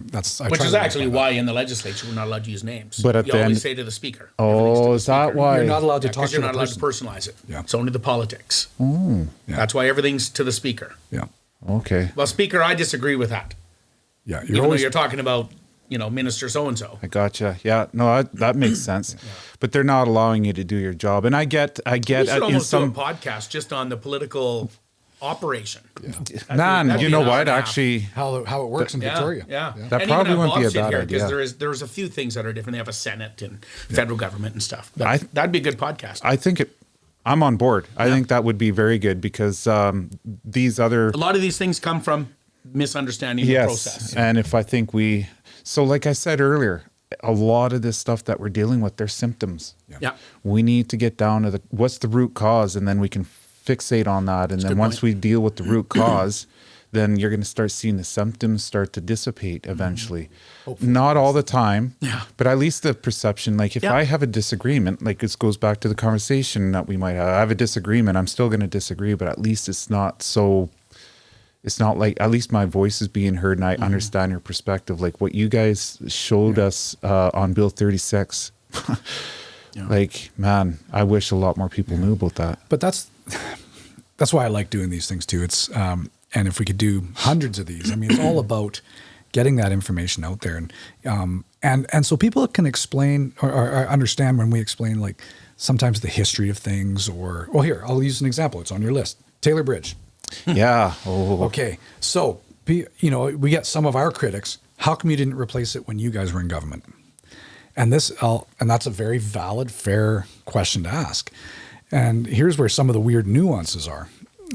When we started looking at the Taylor Bridge 15, 20 years ago, the engineers, the professionals would come forward and say, yes, people want it replaced, let's say, with a 4-lane bridge, or they don't like the surface, so let's put a hard surface on it. So then they do all the studies. Hey. Sorry, my dogs. Yeah. That's okay. Welcome everyone to my dogs. There you go. He's chasing the grizzly bear. But we look at it, and the engineers came back and said, we can't put a hard surface on it because it won't hold the weight to put a new hard surface on the existing bridge. And then they come back and say, but to replace it is going to cost a couple $100 million, but it still has 30 years of life left in it, as is. Now, of course, people don't like hearing that, but the professionals came forward, if you want to trust the professionals, saying there's 30 years of life left in it. So why would you replace it now?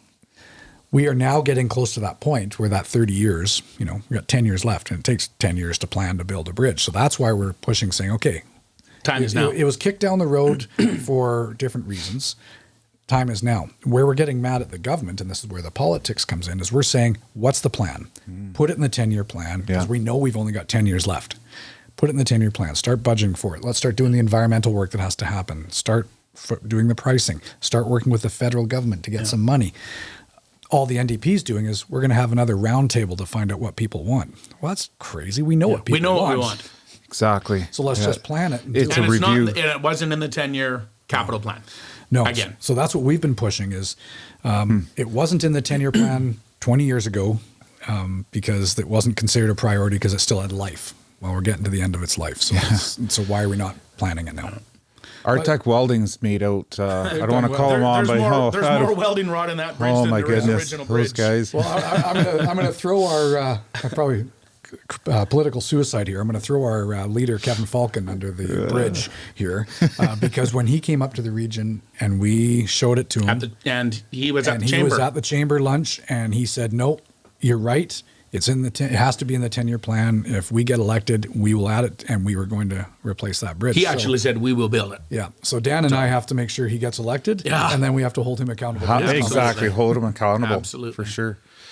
Okay. Well, that's another good one. What's on the next list here? How much time do we got a little bit of time here. Yeah, eh? not too much. I gotta head out here shortly. I got 20 minutes till I have to actually get to. Okay. Yeah, you're gonna have to phone in your meeting. Yeah, I'm on the Children and Families Committee, Provincial committee. and so we have a big provincial meeting today. So Oh, okay. Well, I don't want to.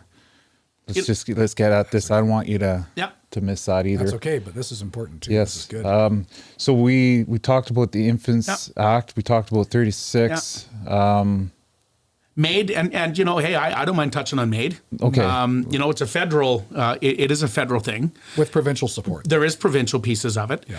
However, I think it's gone a little now out of control when you are having, and this goes, we were talking about affordability, people that are having mental health issues.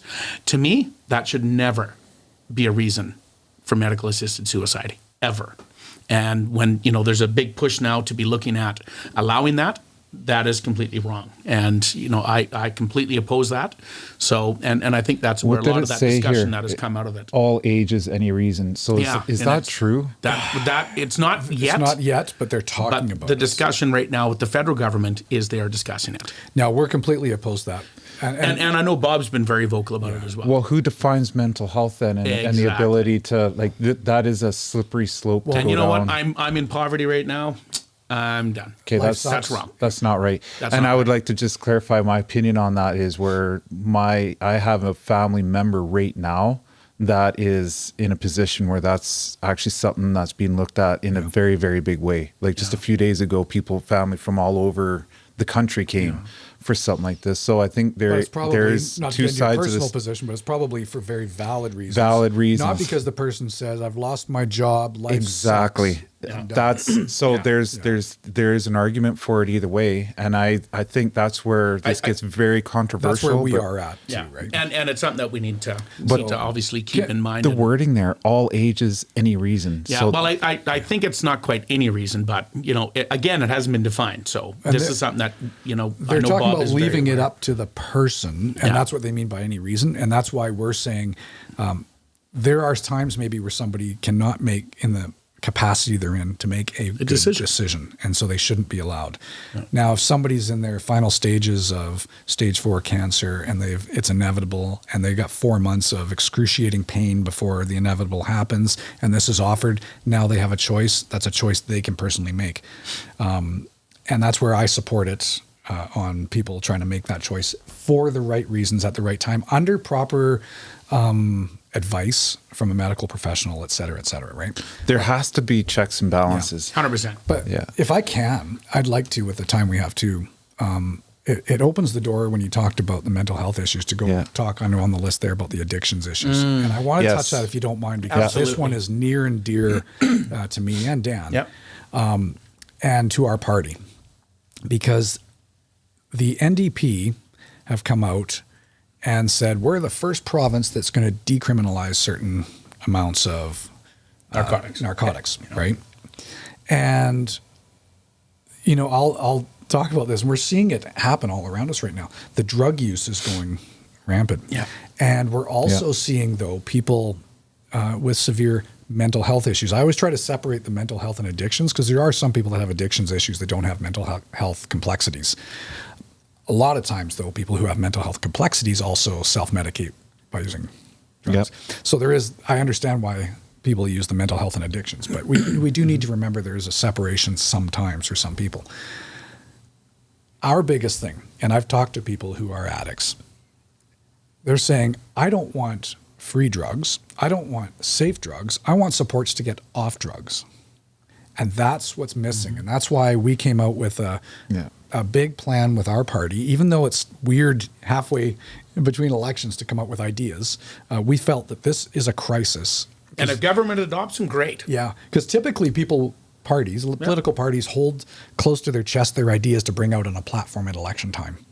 And our leader, Kevin Falcon, said, this is too important and too serious to wait another year or two to the election. Let's come up with our ideas now. And we said, this is what should happen. This is what we'd do if we were elected. The NDP should listen to it. They came out with parts of it. They agreed with parts of it, but only parts. And the parts that I don't like is the fact that they did not bring supports. What they did is said, here's safe drugs, because their idea is 6-7 people a day are dying right now. It's almost 7 now. Yeah, almost 7 people a day on average dying from drug overdose in British Columbia. And so they said, it's because there's tainted drug supply. Well, when I was downtown East Side, and I went and talked with a bunch of people in one of my previous critic roles, and they're like, well, I don't want clean heroin. I actually like this heroin. This sounds like a weird conversation, but I mean, that's what they say. And if you give me clean heroin, I get a different high. I don't want that. I want this stuff that I'm familiar with. And then you talk to them and say, well, I don't want to go to a safe injection site unless it's got supports. I mean, it gets so, you can go down the rabbit hole. We definitely can. And I think someday the biggest issue, we'd need to get into it, because you're hitting on something that I think is it is. That's a podcast in itself. Well, this is why I'm struggling with what's happening in the Peace Region right now. And I know some people won't like me for this one. I hate seeing the people who are on our streets openly using drugs, openly just vandalizing or doing whatever is coming with when they're in a high and doing things that, society doesn't necessarily support. And we as a government and we as a society are not doing anything to assist them. And that might sound weird, because some people say, well, it's their fault they're on drugs. Well, it's not always that case. But if we want to fix our societal issues, don't give them free drugs. Don't give them a safe place to do drugs unless you've got medical supports in there to say, here's what we can do to help you. And I'll give you an example. Somebody in Dawson Creek who came to me and said, I'm in my desperate hour. I need to get off drugs. I've hit rock bottom. And we start phoning around. That moment of clarity. That moment of clarity, exactly. We looked around for a detox center, 7 weeks before we could get that person into the closest available not here. bed. No, it was Prince George area. Really? Yeah. Closest bed for a detox center was Prince George, 7 weeks away. Within 2 days, that person was back on the streets using. Yeah. There is no supports in the whole Peace Region. There's no detox, there is a couple little private recovery places that, very specific niche that they deal with, but there's no supports. And one of the, even on the decrim, and big part of it is I just don't trust the NDP to deliver anything well, especially this. Yeah. So when we look at, the decrim, the federal government actually said, you need to have these things in place first. That's right. Before you decrim.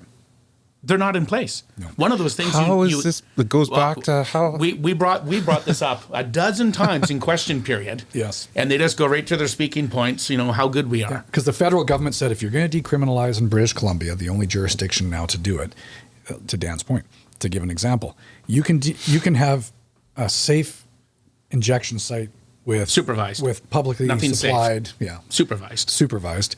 But the federal government, to their credit on this one, said, we will only support that if you also have wraparound services where you've got counseling, you've got a nurse there, you've got the programs in place where that person, even though, because you can't just go to someone and say, stop using heroin. Yeah. But you can say, while you're using, this is what we're going to do to support you to get off. Yeah. It sounds like deterioration by design. Alberta's doing it well. Alberta's got a pretty good plan right now. Yeah. That's working. Well, they're obviously it's a lot more, it's hard to treat the root cause of things. To be reactive and treating symptoms not only is destructive, but it's lazy. And perfect example. It's just, I think, a showboating action. Look at what happened in Oregon. Yeah. Oregon a couple of years ago did exactly what BC is doing right now. They decriminalized certain levels of narcotics. Their deaths have Disaster. gone up. Their crime has gone up. The societal pressures have just exacerbated, like just crazy. Downtown Portland has the highest vacancy for commercial space in the country, in the United States. Because People just moving out. How come these examples, though, and these are good points to be bringing up, because that's, I think, how a lot of people are thinking about this. Now, why are these not brought into that discussion? We're bringing them in. They are. Yeah. What's their reaction? Like, we're going to do it better, or like we know better. Yeah, NDP government. We can do it better. We're smarter than you. And I go back to and here's something that you might want to watch. It's there's 2 YouTube videos. One's called "Seattle is Dying." Mm-hmm. The other one's called "Save the Soul of Seattle" or something like that. And it's where Vancouver right now is heading. Mm-hmm. And it was, where there was the big movement to defund the police in Seattle. Big movement to not arrest people for vagrancy or for using drugs or all of these things that or as is David happening. Eby said, how to sue the police. How to sue the police. So these things are happen in Seattle, and Seattle is an absolute, very similar to what Oregon is right now in Portland. It's a complete disaster zone downtown. And I don't know if you've been downtown Seattle lately. No. It's not a great place to be.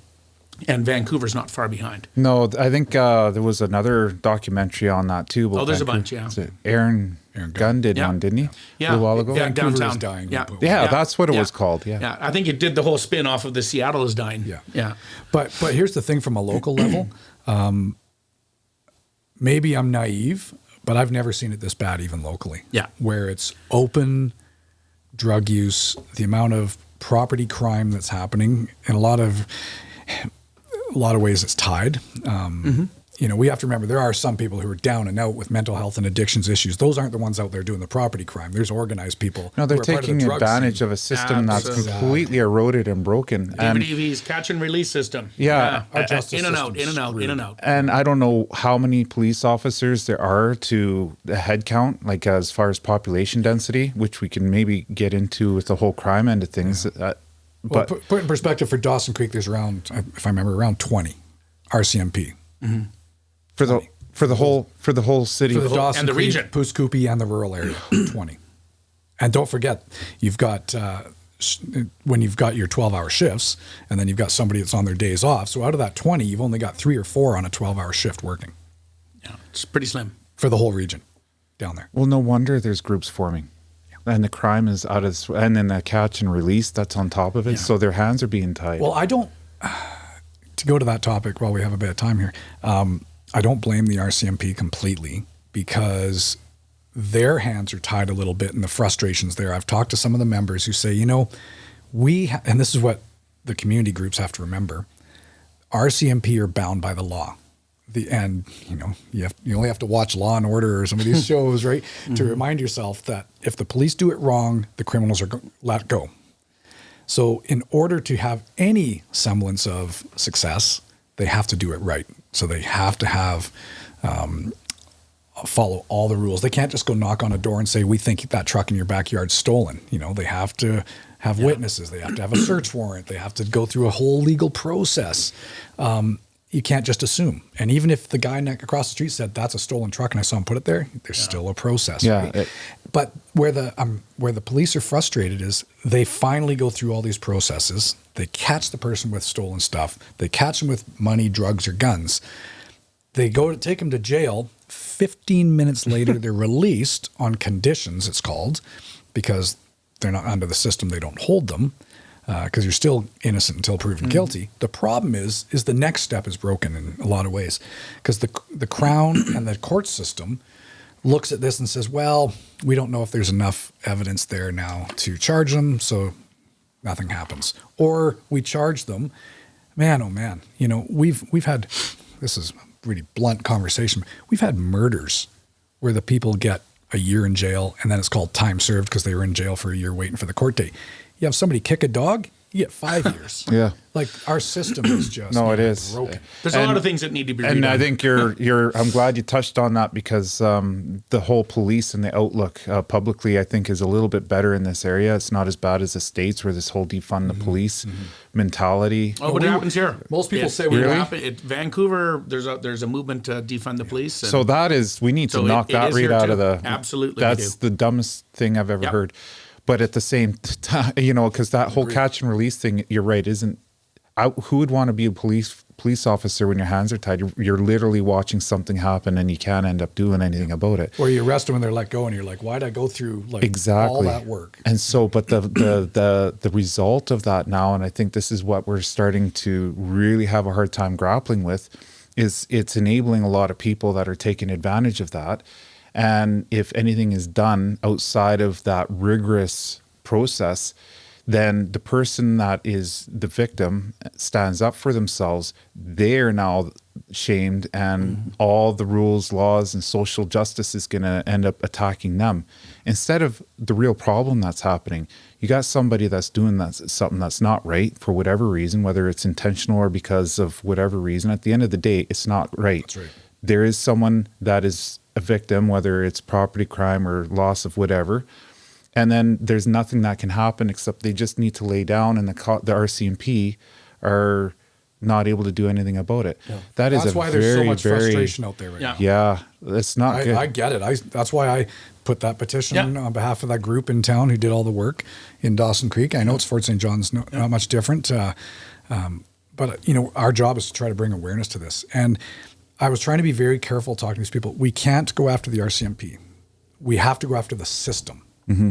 Because the system itself is. I agree. I think a lot of people are on board with that statement. We need to get that. I know of anyway. Healthcare is the same. We're not against doctors and nurses. They're doing a great job working within the broken system. Yeah. Which is getting worse. And I am going to be rude while we're doing our podcast here because I got about 5 minutes. Okay, well, let's wrap it up. Yeah. Well, this was awesome. We're going to have to come back. Please do. I think this would be... I want more of these in my office. I have there you go, eh? I have an idea real quick before we wrap it up. First, before we run out of time, a genuine thank you. Like a genuine thank you. We hit on some stuff here I don't think is touched on very often, if at all, this in depth. And this has got more value, and I appreciate this more than you can understand. I don't care how many listeners there are. At the end of the day, no matter what, this is what you guys have done and what we were able to actually go through just now. I mean, that's a rarity, so I appreciate it. Second is if we... just thinking outside the box, if we do something like this again, an idea I have when we'll talk more at the end of the day is instead of me recording this and then I edit it, I have the option of being able to do exactly what we're doing right now. Live, but it's a live questions? And then we can, exactly. The last half an hour, I can open up Let's do her. to phone calls, text messages. I'm set up now. Absolutely. And I think that would be an alternative because we're talking about going to the city halls and everything else. This has a way to be able to reach way more people, and we can filter it in a safe environment and still try and hit on some of these things instead of me reading off whatever, Well, thanks for doing this though, because I always enjoy our conversations, but it's unscripted in the sense. I mean, it's very, very candid, and that's who we are. And the people in the Peace Region, I mean, that's, I think, what they appreciate too. So thanks for doing this because it's one more avenue to get information out, right? Yeah. And I think that's important. You have your followers, and hopefully, they're going to learn maybe some pieces that they never knew before. Yeah, if we can help you get a few the build process. And I don't think I think on your end of things, people are concerned about coming in here and running into mine traps. Yeah. Like I'm not here to get the clickbait on trying to like what we were able to address with Bill 36. Yeah. That's a very tricky, that had a potential to really go off track. So I'm glad that you were able to work through all of that. So, no, it's good. I'd like to keep going with this. I'm going to actually make this a priority episode to try and get out there. And hopefully the viewers see the value in it. And maybe, if there are viewers that are interested in doing this with the live option, why don't we do it? Give it a shot. We'll get some feedback, and away we go. So you got to, Mike and I are in the legislature now until pretty much the end of May, because that's when we're sitting and everything else, and budget debates happening right now. So, there are a couple chunks of time that we're back, but not very much. So we're by the time the snow's off the ground, we'll be back. Do this again. Well, do you know what we can do? It's online. Why don't I do like a Zoom or a thing where where there's instead of coming to the studio, we can loosen the reins up. We've hit 2 in studio recordings, and I think we could probably do this I'll go with what remotely. works for you. Yeah, Because for I sure. love going face to face too. Yeah. Okay. Well, let's leave it at that. All Let's right. wrap it up. Thanks a lot. Thanks, Kevin. And we're all done. Appreciate it. Thank you. See ya. Bye-bye.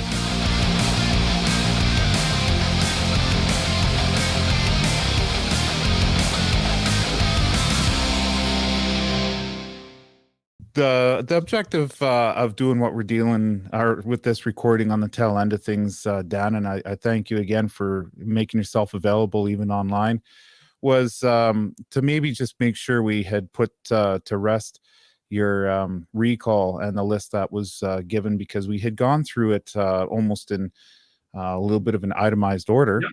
But almost felt like maybe at the end we had run out of time to fully address it. So it was nice to just kind of revisit that, even on the tail end of the episode, to make sure that any other topics that we wanted to get into warranted a whole nother episode and maybe not leaving loose ends.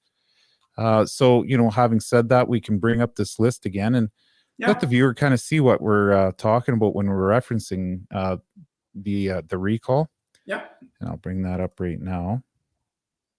So here we go. Here's the agenda, and we touched on actually quite a bit of this already. The Bill C-21 we talked about, 1136 actually we touched on in some detail there where we actually learned a lot. Or I did. The Infants Act. I'm pretty sure we touch on that. I think we went pretty deep on it. It was created by the NDP in 1996, but recently the NDP sat around the cabinet table, and that was where we talked in great depth about how cabinet just has the ability to make changes through regulation, and when the more regulation they put into legislation, the less it comes to the legislature to be debated. So, which is a worry when you talk about certain things that are just, we'll decide that later on regulation, and that's often wrong. But and we did talk about MAID. I know that we did talk about medical assistance in dying, and and the thing, all ages in your reason, that is the wrong approach. And I think most Canadians agree. And when I hear in my role as a legislator that someone who is down and out and in poverty and such, contemplating MAID as their option out, that's wrong. That's absolutely wrong. It is, and I think the concern with that, with the ability to be able to have that entry level with such pulling the requirements back, is a slippery slope, because now where's that line, and it can get to the point now where we're not able to convict legitimate criminals with the death penalty. But then if they say that they've had a bad day, or maybe even worse yet, someone is classified as having a mental illness that now slips into that MAID program, the concerns come, and then where's the checks and balances? I think where the MAID program right now, and I think for the most part, most people would agree, is the checks and balances are stringent enough to where it's trying to acknowledge, I think, the quality of life aspect. And whether somebody has that ability to be able to function without it being pushed to the point of suffering, right? Exactly. In trying to be merciful. So that's a tricky, I think, conversation. But this MAID, where it's sweeping right across the board, it's too much. Yeah, and you're right. It's a slippery slope that that government should not be going down. And right now, it is in flux right now. I mean, this is happening as we speak, and we'll continue to certainly monitor it by the federal government. And again, as opposition, our role is to push our provincial government to lobby the federal government, and we'll certainly be doing that. So that's I guess, to speak to this list in particular, when it comes to MAID, and trying to be able to acknowledge or maybe touch on the fact that there may or may not be legitimacy as far as how it's trying to be applied to rescinding you as an MLA. I don't think there's really any validity in it, if you want to call it that. Absolutely. And I think on that list, and the proponent of the recall actually reached out to me and said, we're not recalling you because of these items. This is just the agenda of the meeting, because the group is, I guess, fed up with government in general, right? It's just a general disgust right now with government, and and that's a sentiment, to be honest, Kevin, that's shared by a lot of people right now, right? So, I was happy that he did send me a note saying that, hey, we're not blaming you for all these things, but these are the issues that people are angry about. So, and obviously there is some, the Bill 36, there was, I believe there's mass confusion around Bill 36 and how that went through. I think out of all the list on this one in particular, that Bill 36 was probably the one where I got the most, I think, moment of clarity, where I didn't realize how the government had hacked the process. Required almost people to agree to it for the first two readings, and then at least get it appointed to exactly and debate proper. Yeah. So like I say, when you vote on a bill, the only vote that counts is third reading, because that's when you actually vote on the bill. Right? That's good to know. You're not voting on the bill for first and second reading or in committee stage. Third reading is voting on the bill, because the bill is in flux until the third reading. It can be amended. It can have clauses removed. It can have clauses reintroduced and changed, or amendments, I guess. Yeah. And then it goes into third reading as the package deal. Yeah. And that is the one that counts. So I always stress that with people. I mean, first and second reading don't even count. It's third reading is the bill. And that's where the juice is. And when you're looking up the voter results, I think that's very important to keep in mind, because now if it didn't get to the third reading, like we were showing a little bit earlier, and you had that vote for it, then I think there's definitely a completely different approach on it all. That's exactly it. And like I say, I mean, I hope this podcast really does help, people understand the process of a bill. And this isn't just in British Columbia. This is in every legislature, as well as the federal parliament in Canada. That the federal parliament has an added piece. Of course, it goes through the Senate, right? Okay, so every province is the same when it comes to that setup, as far as that's good to know, because there seems to be all those nuances. Yeah. No, this is the Westminster procedure, right? It's the same in England, which is where we model our parliament on in Canada, is based on England's parliament. And it's the same in parliament. First, second reading, and then committee. But of course, when you get to the federal piece in Canada, I mean, it goes through a whole sober second thought is what they call it, and that's the Senate, right? So. Okay, so the next one on the list here, 15-minute cities. This one definitely is becoming a bit more of a hot topic. Yeah. It seems to be what people are really grappling with when it comes to, well, we had mentioned even a little bit earlier off air, you've got the intentions of it being for the betterment of everybody, the general public. But it opens the door now for control, and with the different layers of technology being implemented, and like we're saying earlier, hot off the heels off of the government manipulating the powers on that new technology, there is some serious concern. And the other thing too with concern, I think, is it's odd how we can look a little bit into the future when it comes to what's being implemented in other countries. Europe specifically, it used to be fashion. We'd be like, oh, there's a 6-month heads up. But, now it's it's farming. It's the 15-minute cities. It's everything right down to the curriculum in the school system. We see it happening. There's that alarming, or that concern.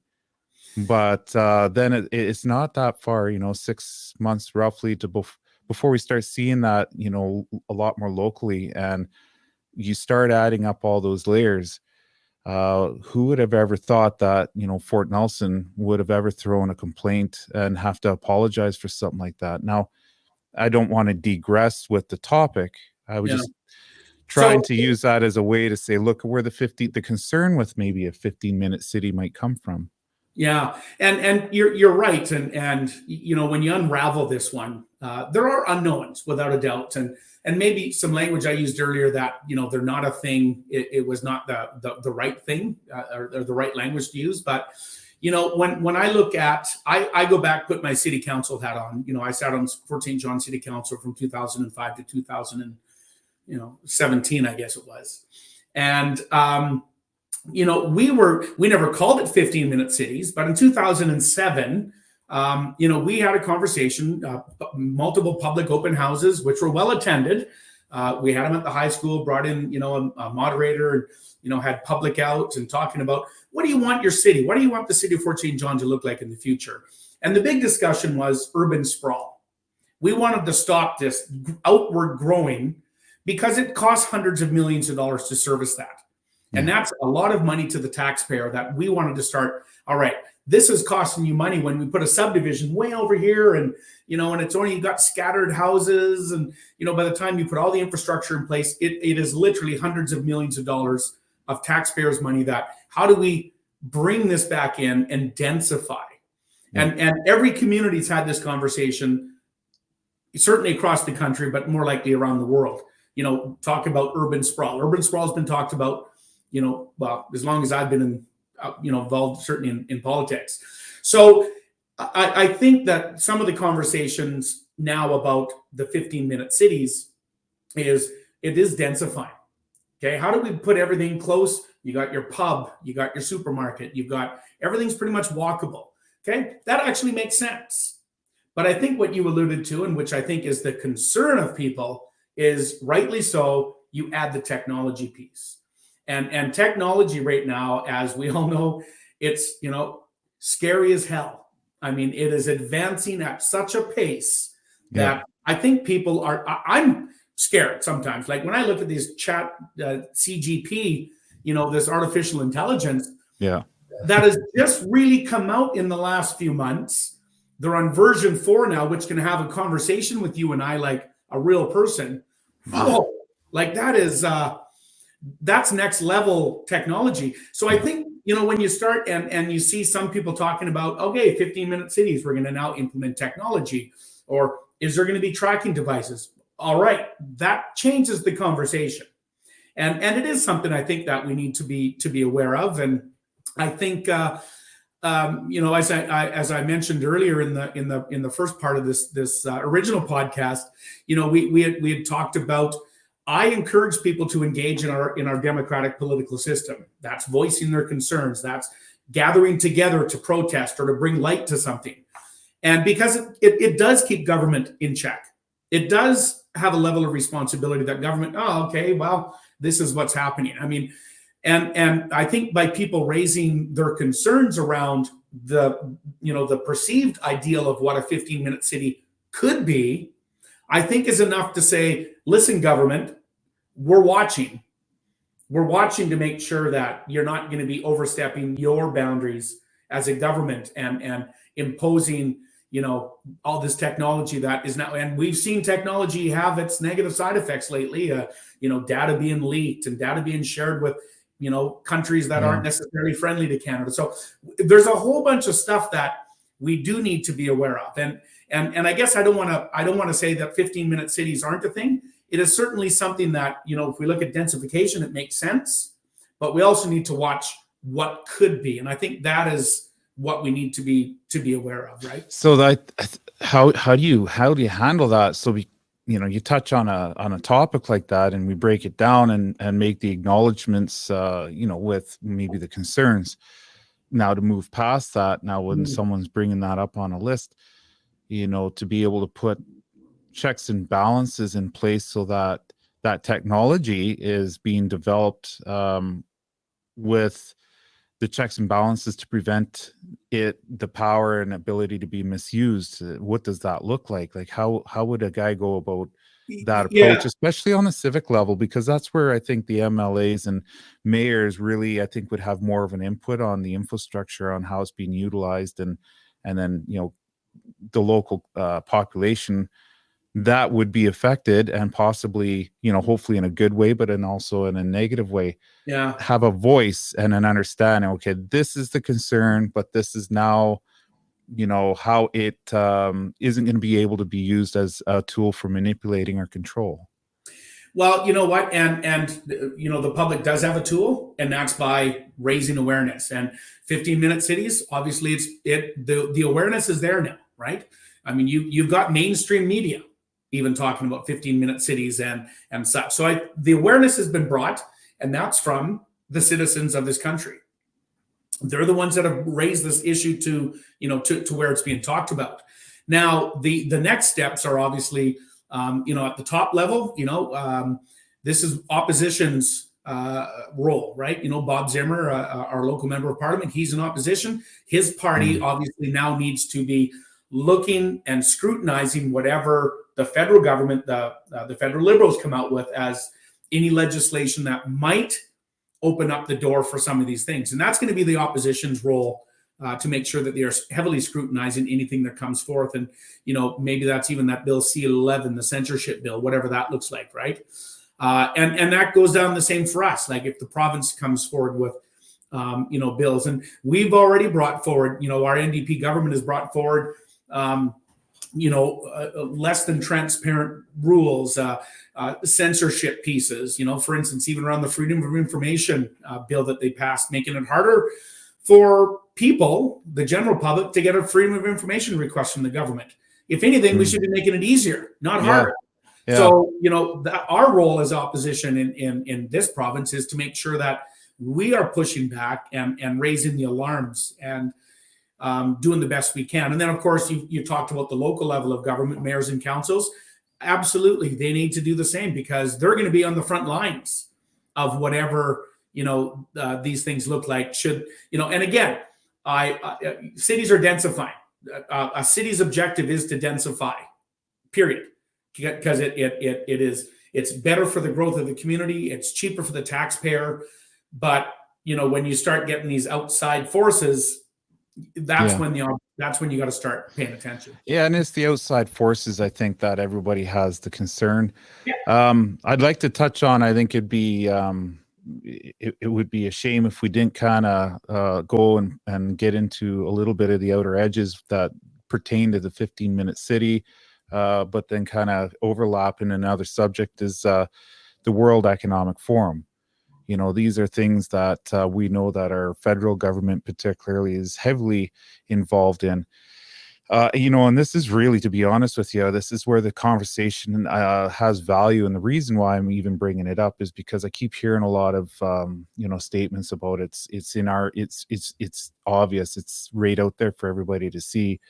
And without getting too far, one of the things that I have seen when it comes to the World Economic Forum is what they call, and I'll show it here, a civic participation, and I'll show you what that means. Have you seen that? Have you actually looked at that?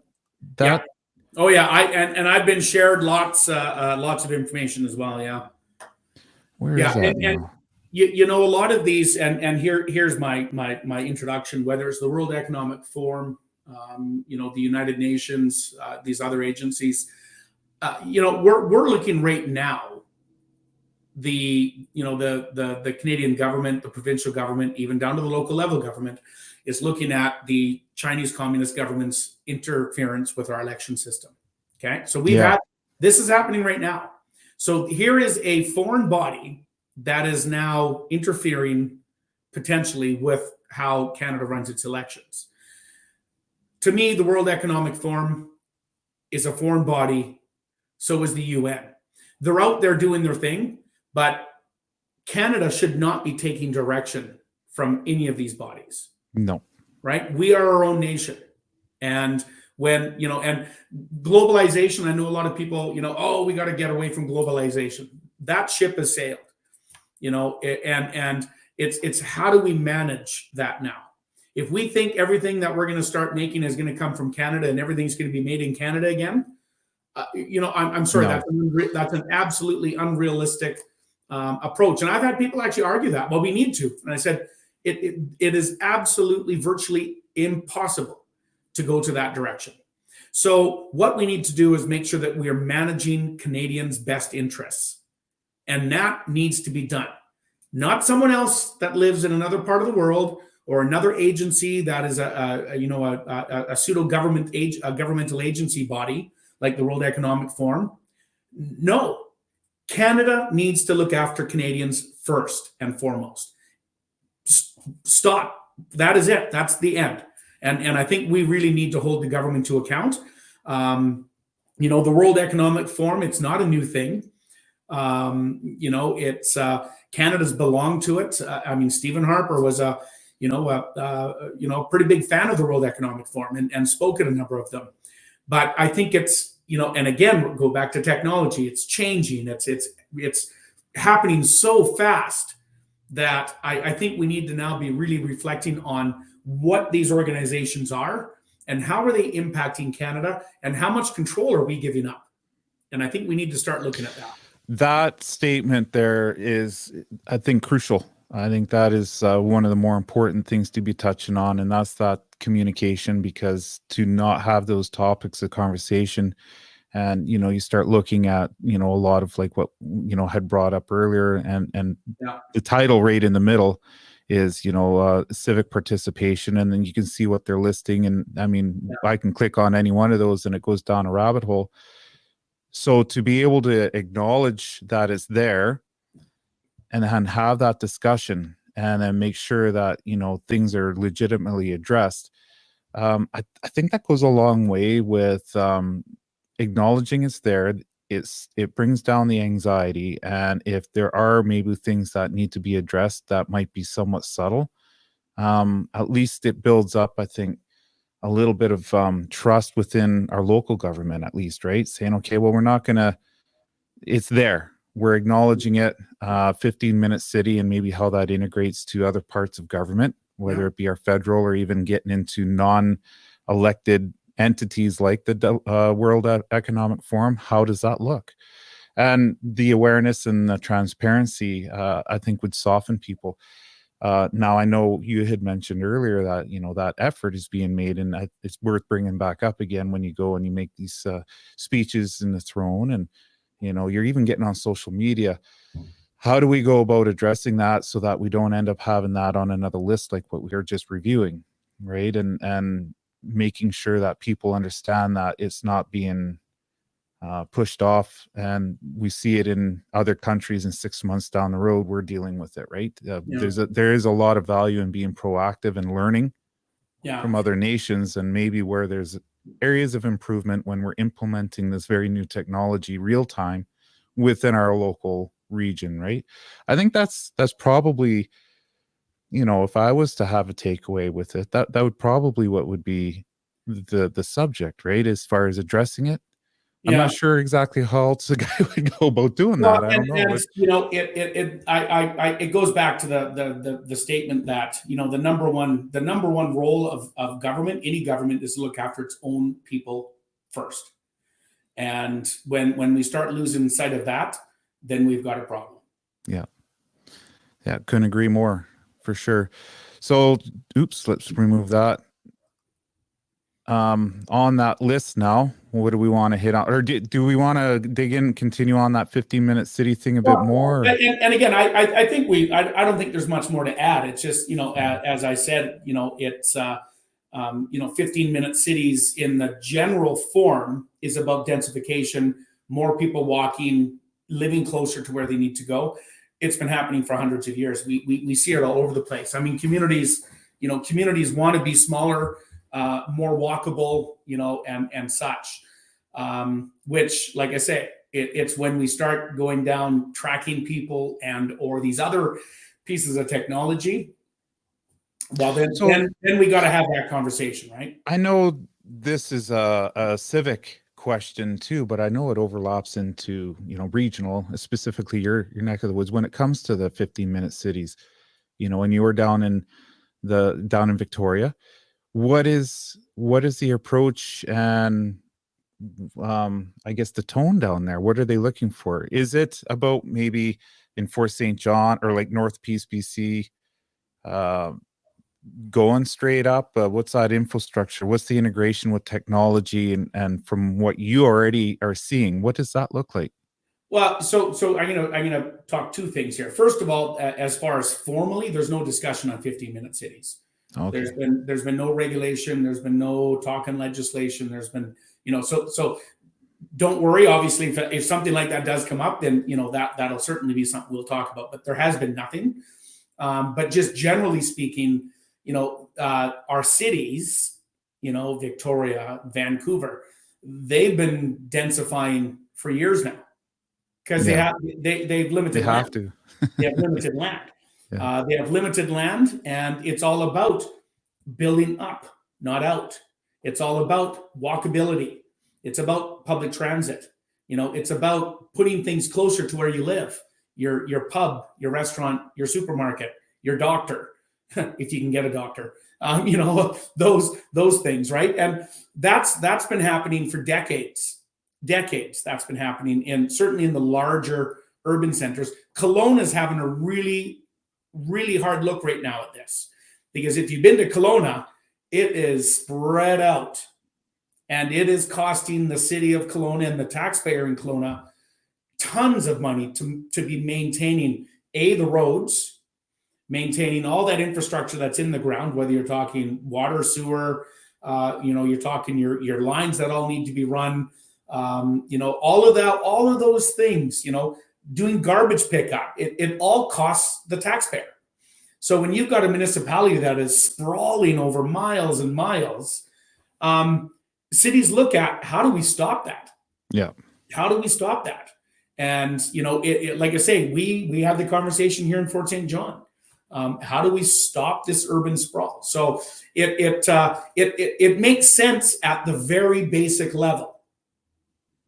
But again, I think is where you start looking at some of the stuff that you do see online and other conversations. It's about tracking movement, and when you start adding those pieces, obviously alarm bells get raised with people, right? Yep. Absolutely. And again, that's a different discussion, right? That is all right. That is where people are talking and worried about what the perceived idea that a 15-minute city could look like, and those are discussions that obviously are important. They're being raised by people right now. And again, to me, it raises it to government to say, hey, we're watching, so you better be too. So. You better be too. And I think that's where people need to, we touched on it earlier, and I won't beat it up, but I think it still has value. Get involved in a positive way. And 100%. It is more about what we're fighting for instead of what we're against. And one of the things that I did, I had a discussion earlier that I think is probably worth touching on is, you mentioned it, or maybe it was Mike, is that, only 10% of the population really actually do get involved, civically especially. And it can be overwhelming. And how do you have change? And a lot of people, say the government is too big and our voice is not loud enough. The way I look at it in a lot of ways is, thank God only 10% so far have gotten involved, because that means now that out of the 10% that have been involved, and let's say 50% of that now is voting in a direction you disagree with, that means only 5% of people that are engaging. You need to change 1% to be able to have a difference in government. Yeah. Which seems like it's a whole lot more achievable. If you got people involved and you even kicked it up to 10% more, and you had 20% of the eligible voting community getting involved, whereas before you only had 10, the overwhelming landslide of changes that would be made. We're not having to convince a huge majority. I mean, that's why you get all these sayings about the silent majority, and a small number of people make such big changes, is because I think when it comes to getting involved in the civic democracy part of things, it doesn't take a lot more people to get involved to have the biggest amount of change and positive impact when it comes to stuff like this.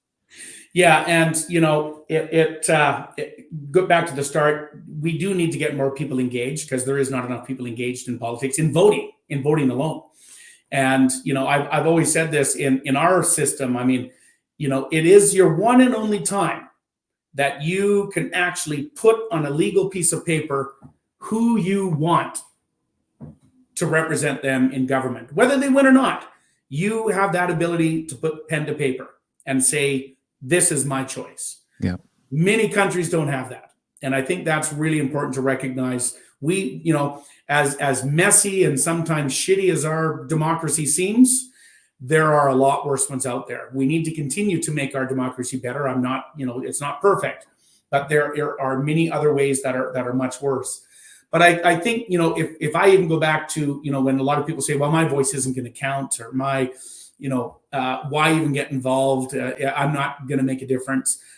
You will make a difference. Everybody does make a difference. And in 2017, in our provincial election, we were split by one seat in 2017, one seat.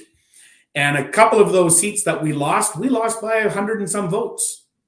Yeah. So 100 and some votes out of, 30,000 or 20,000 people voting, you know what?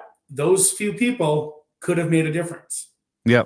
And when you disagree, like you said earlier, when you disagree, make it known. But then also when people, whether you like them or not, make statements and they've put themselves in the line of fire with their family and everything else, and it's in line with what you agree with, throw the support out there. I mean, that's really what it's about. Or those voices are starting, they will start to diminish, and it empowers people to be able to feel confident in speaking against.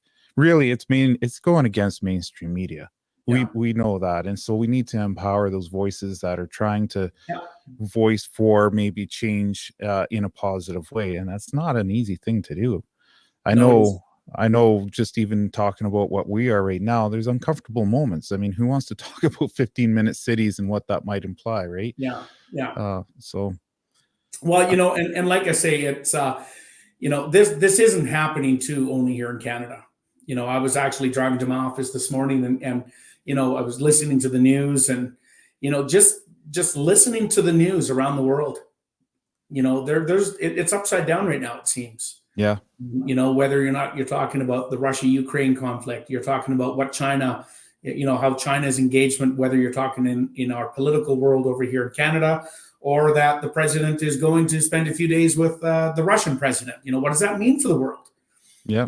That has impact. You look at what's happened in France a couple of days ago, and the protests and burning stuff up right now in the streets of all over France, and how their government enacted something to override voting and just ram through the retirement age. And you look at what's happening with North Korea, which has been awkwardly quiet lately, but nonetheless, you look at things in our political system. You look at how the political system's unrest in the United States. You look at what's happening in Peru right now in the uprising. And it's like, it's little wonder people are on edge.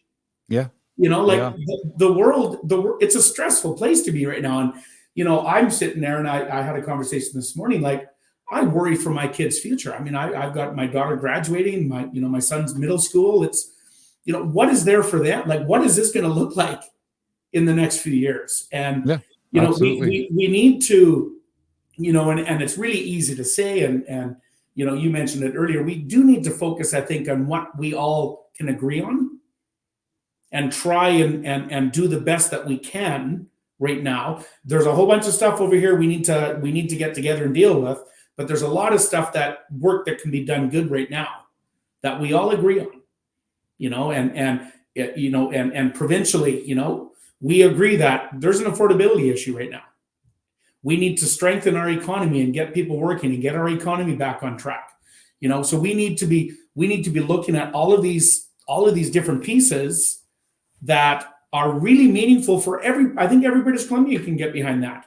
Yeah. Every British Columbian. So how do we work together and bring that message of unity together? And I know, this is, and kind of going aside, the federal Conservatives, the right spectrum, the right of center spectrum is a pretty broad, diverse spectrum.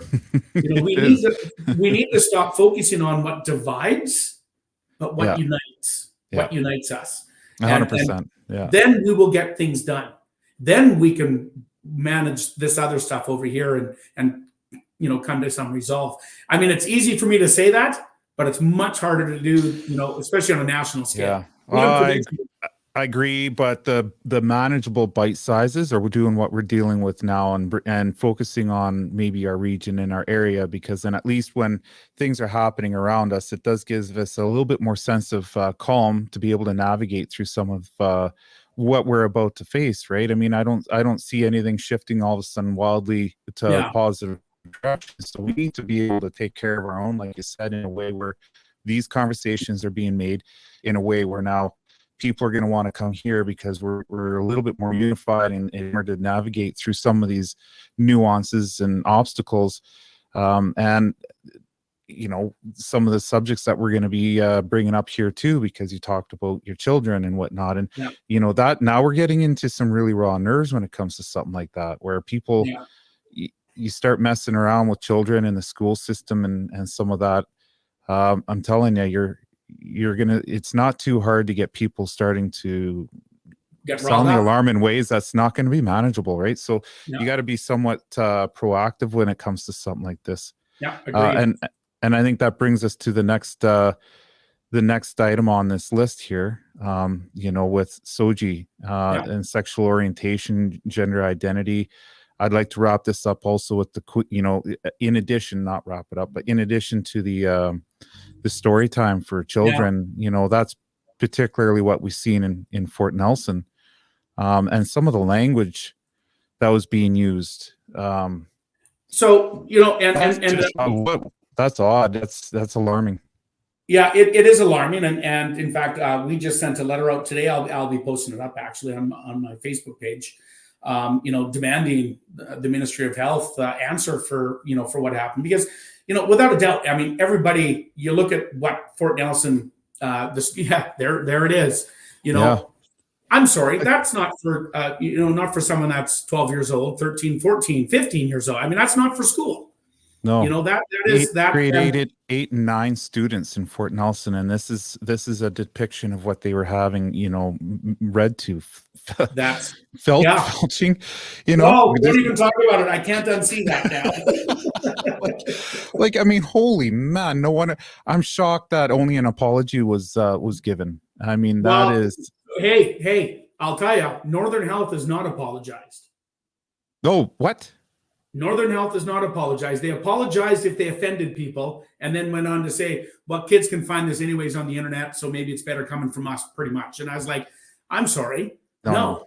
That is not appropriate in school, period. That is not appropriate in school. And, it's and again, I know the school board has come out, the school has come out. They've apologized, saying it should not have happened, which is the right thing to do. But it was Northern Health that actually did the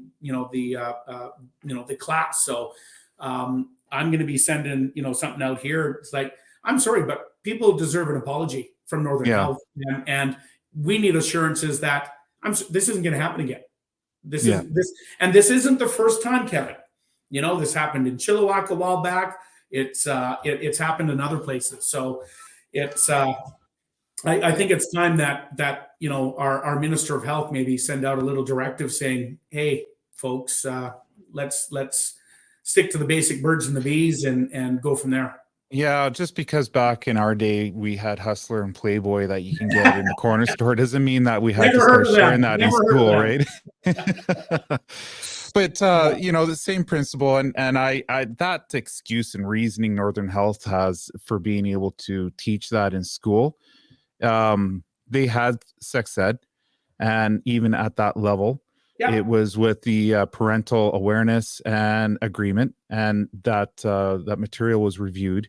It wasn't where people were caught off guard, and said, okay, well, this is something that we should teach your children, irregardless of whether you're aware of it or not, on that level. I mean, that there's so many levels of wrong, and I'm hoping that something is going to be addressed in a public eye when it comes to something like that, because it's uncalled for. And just because it happens in other areas does not mean that it's okay. That doesn't make it okay and normal to have and have to accept in our region. It's not okay in the school system, period. I don't care where you are. And I've been clear on that. But and like I say, to wrap up here, and I can't go on too long, but the couple things there, and Soji, I know is very specifically mentioned, and I think it is important to recognize, first of all, Soji was brought in 10, 11 years ago. And it was brought in as to say, yeah, people are different. People are different out there. And I think it has now been maybe taken out of context, and people are saying that, what happened in Fort Nelson is tied to that. And it should not be.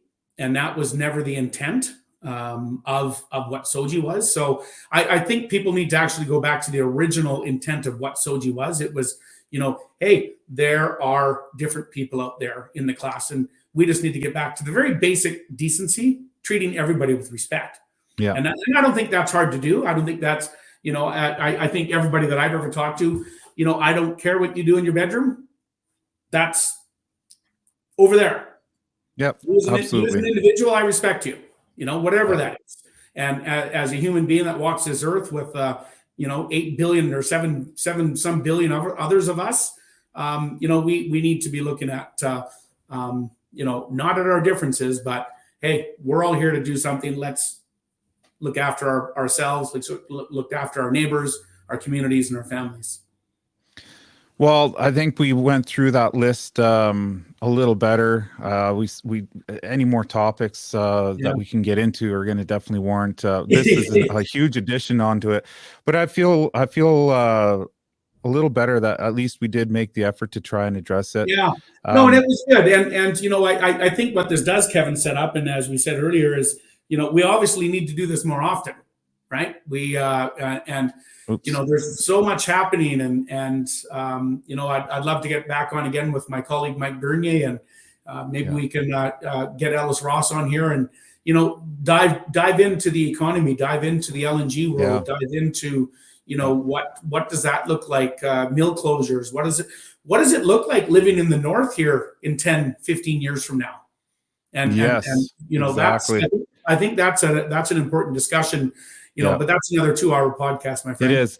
At least, no, I actually had a blast. I enjoyed this, and I look forward to doing it again. And I think the exciting part of it too is the fact that, you and Mike were so willing to do something like this and then revisit these topics more and more often and get into, some of these subjects that are pretty touchy and harder, trickier to navigate through. So I appreciate it. I'm pretty sure that people are going to see the value in it.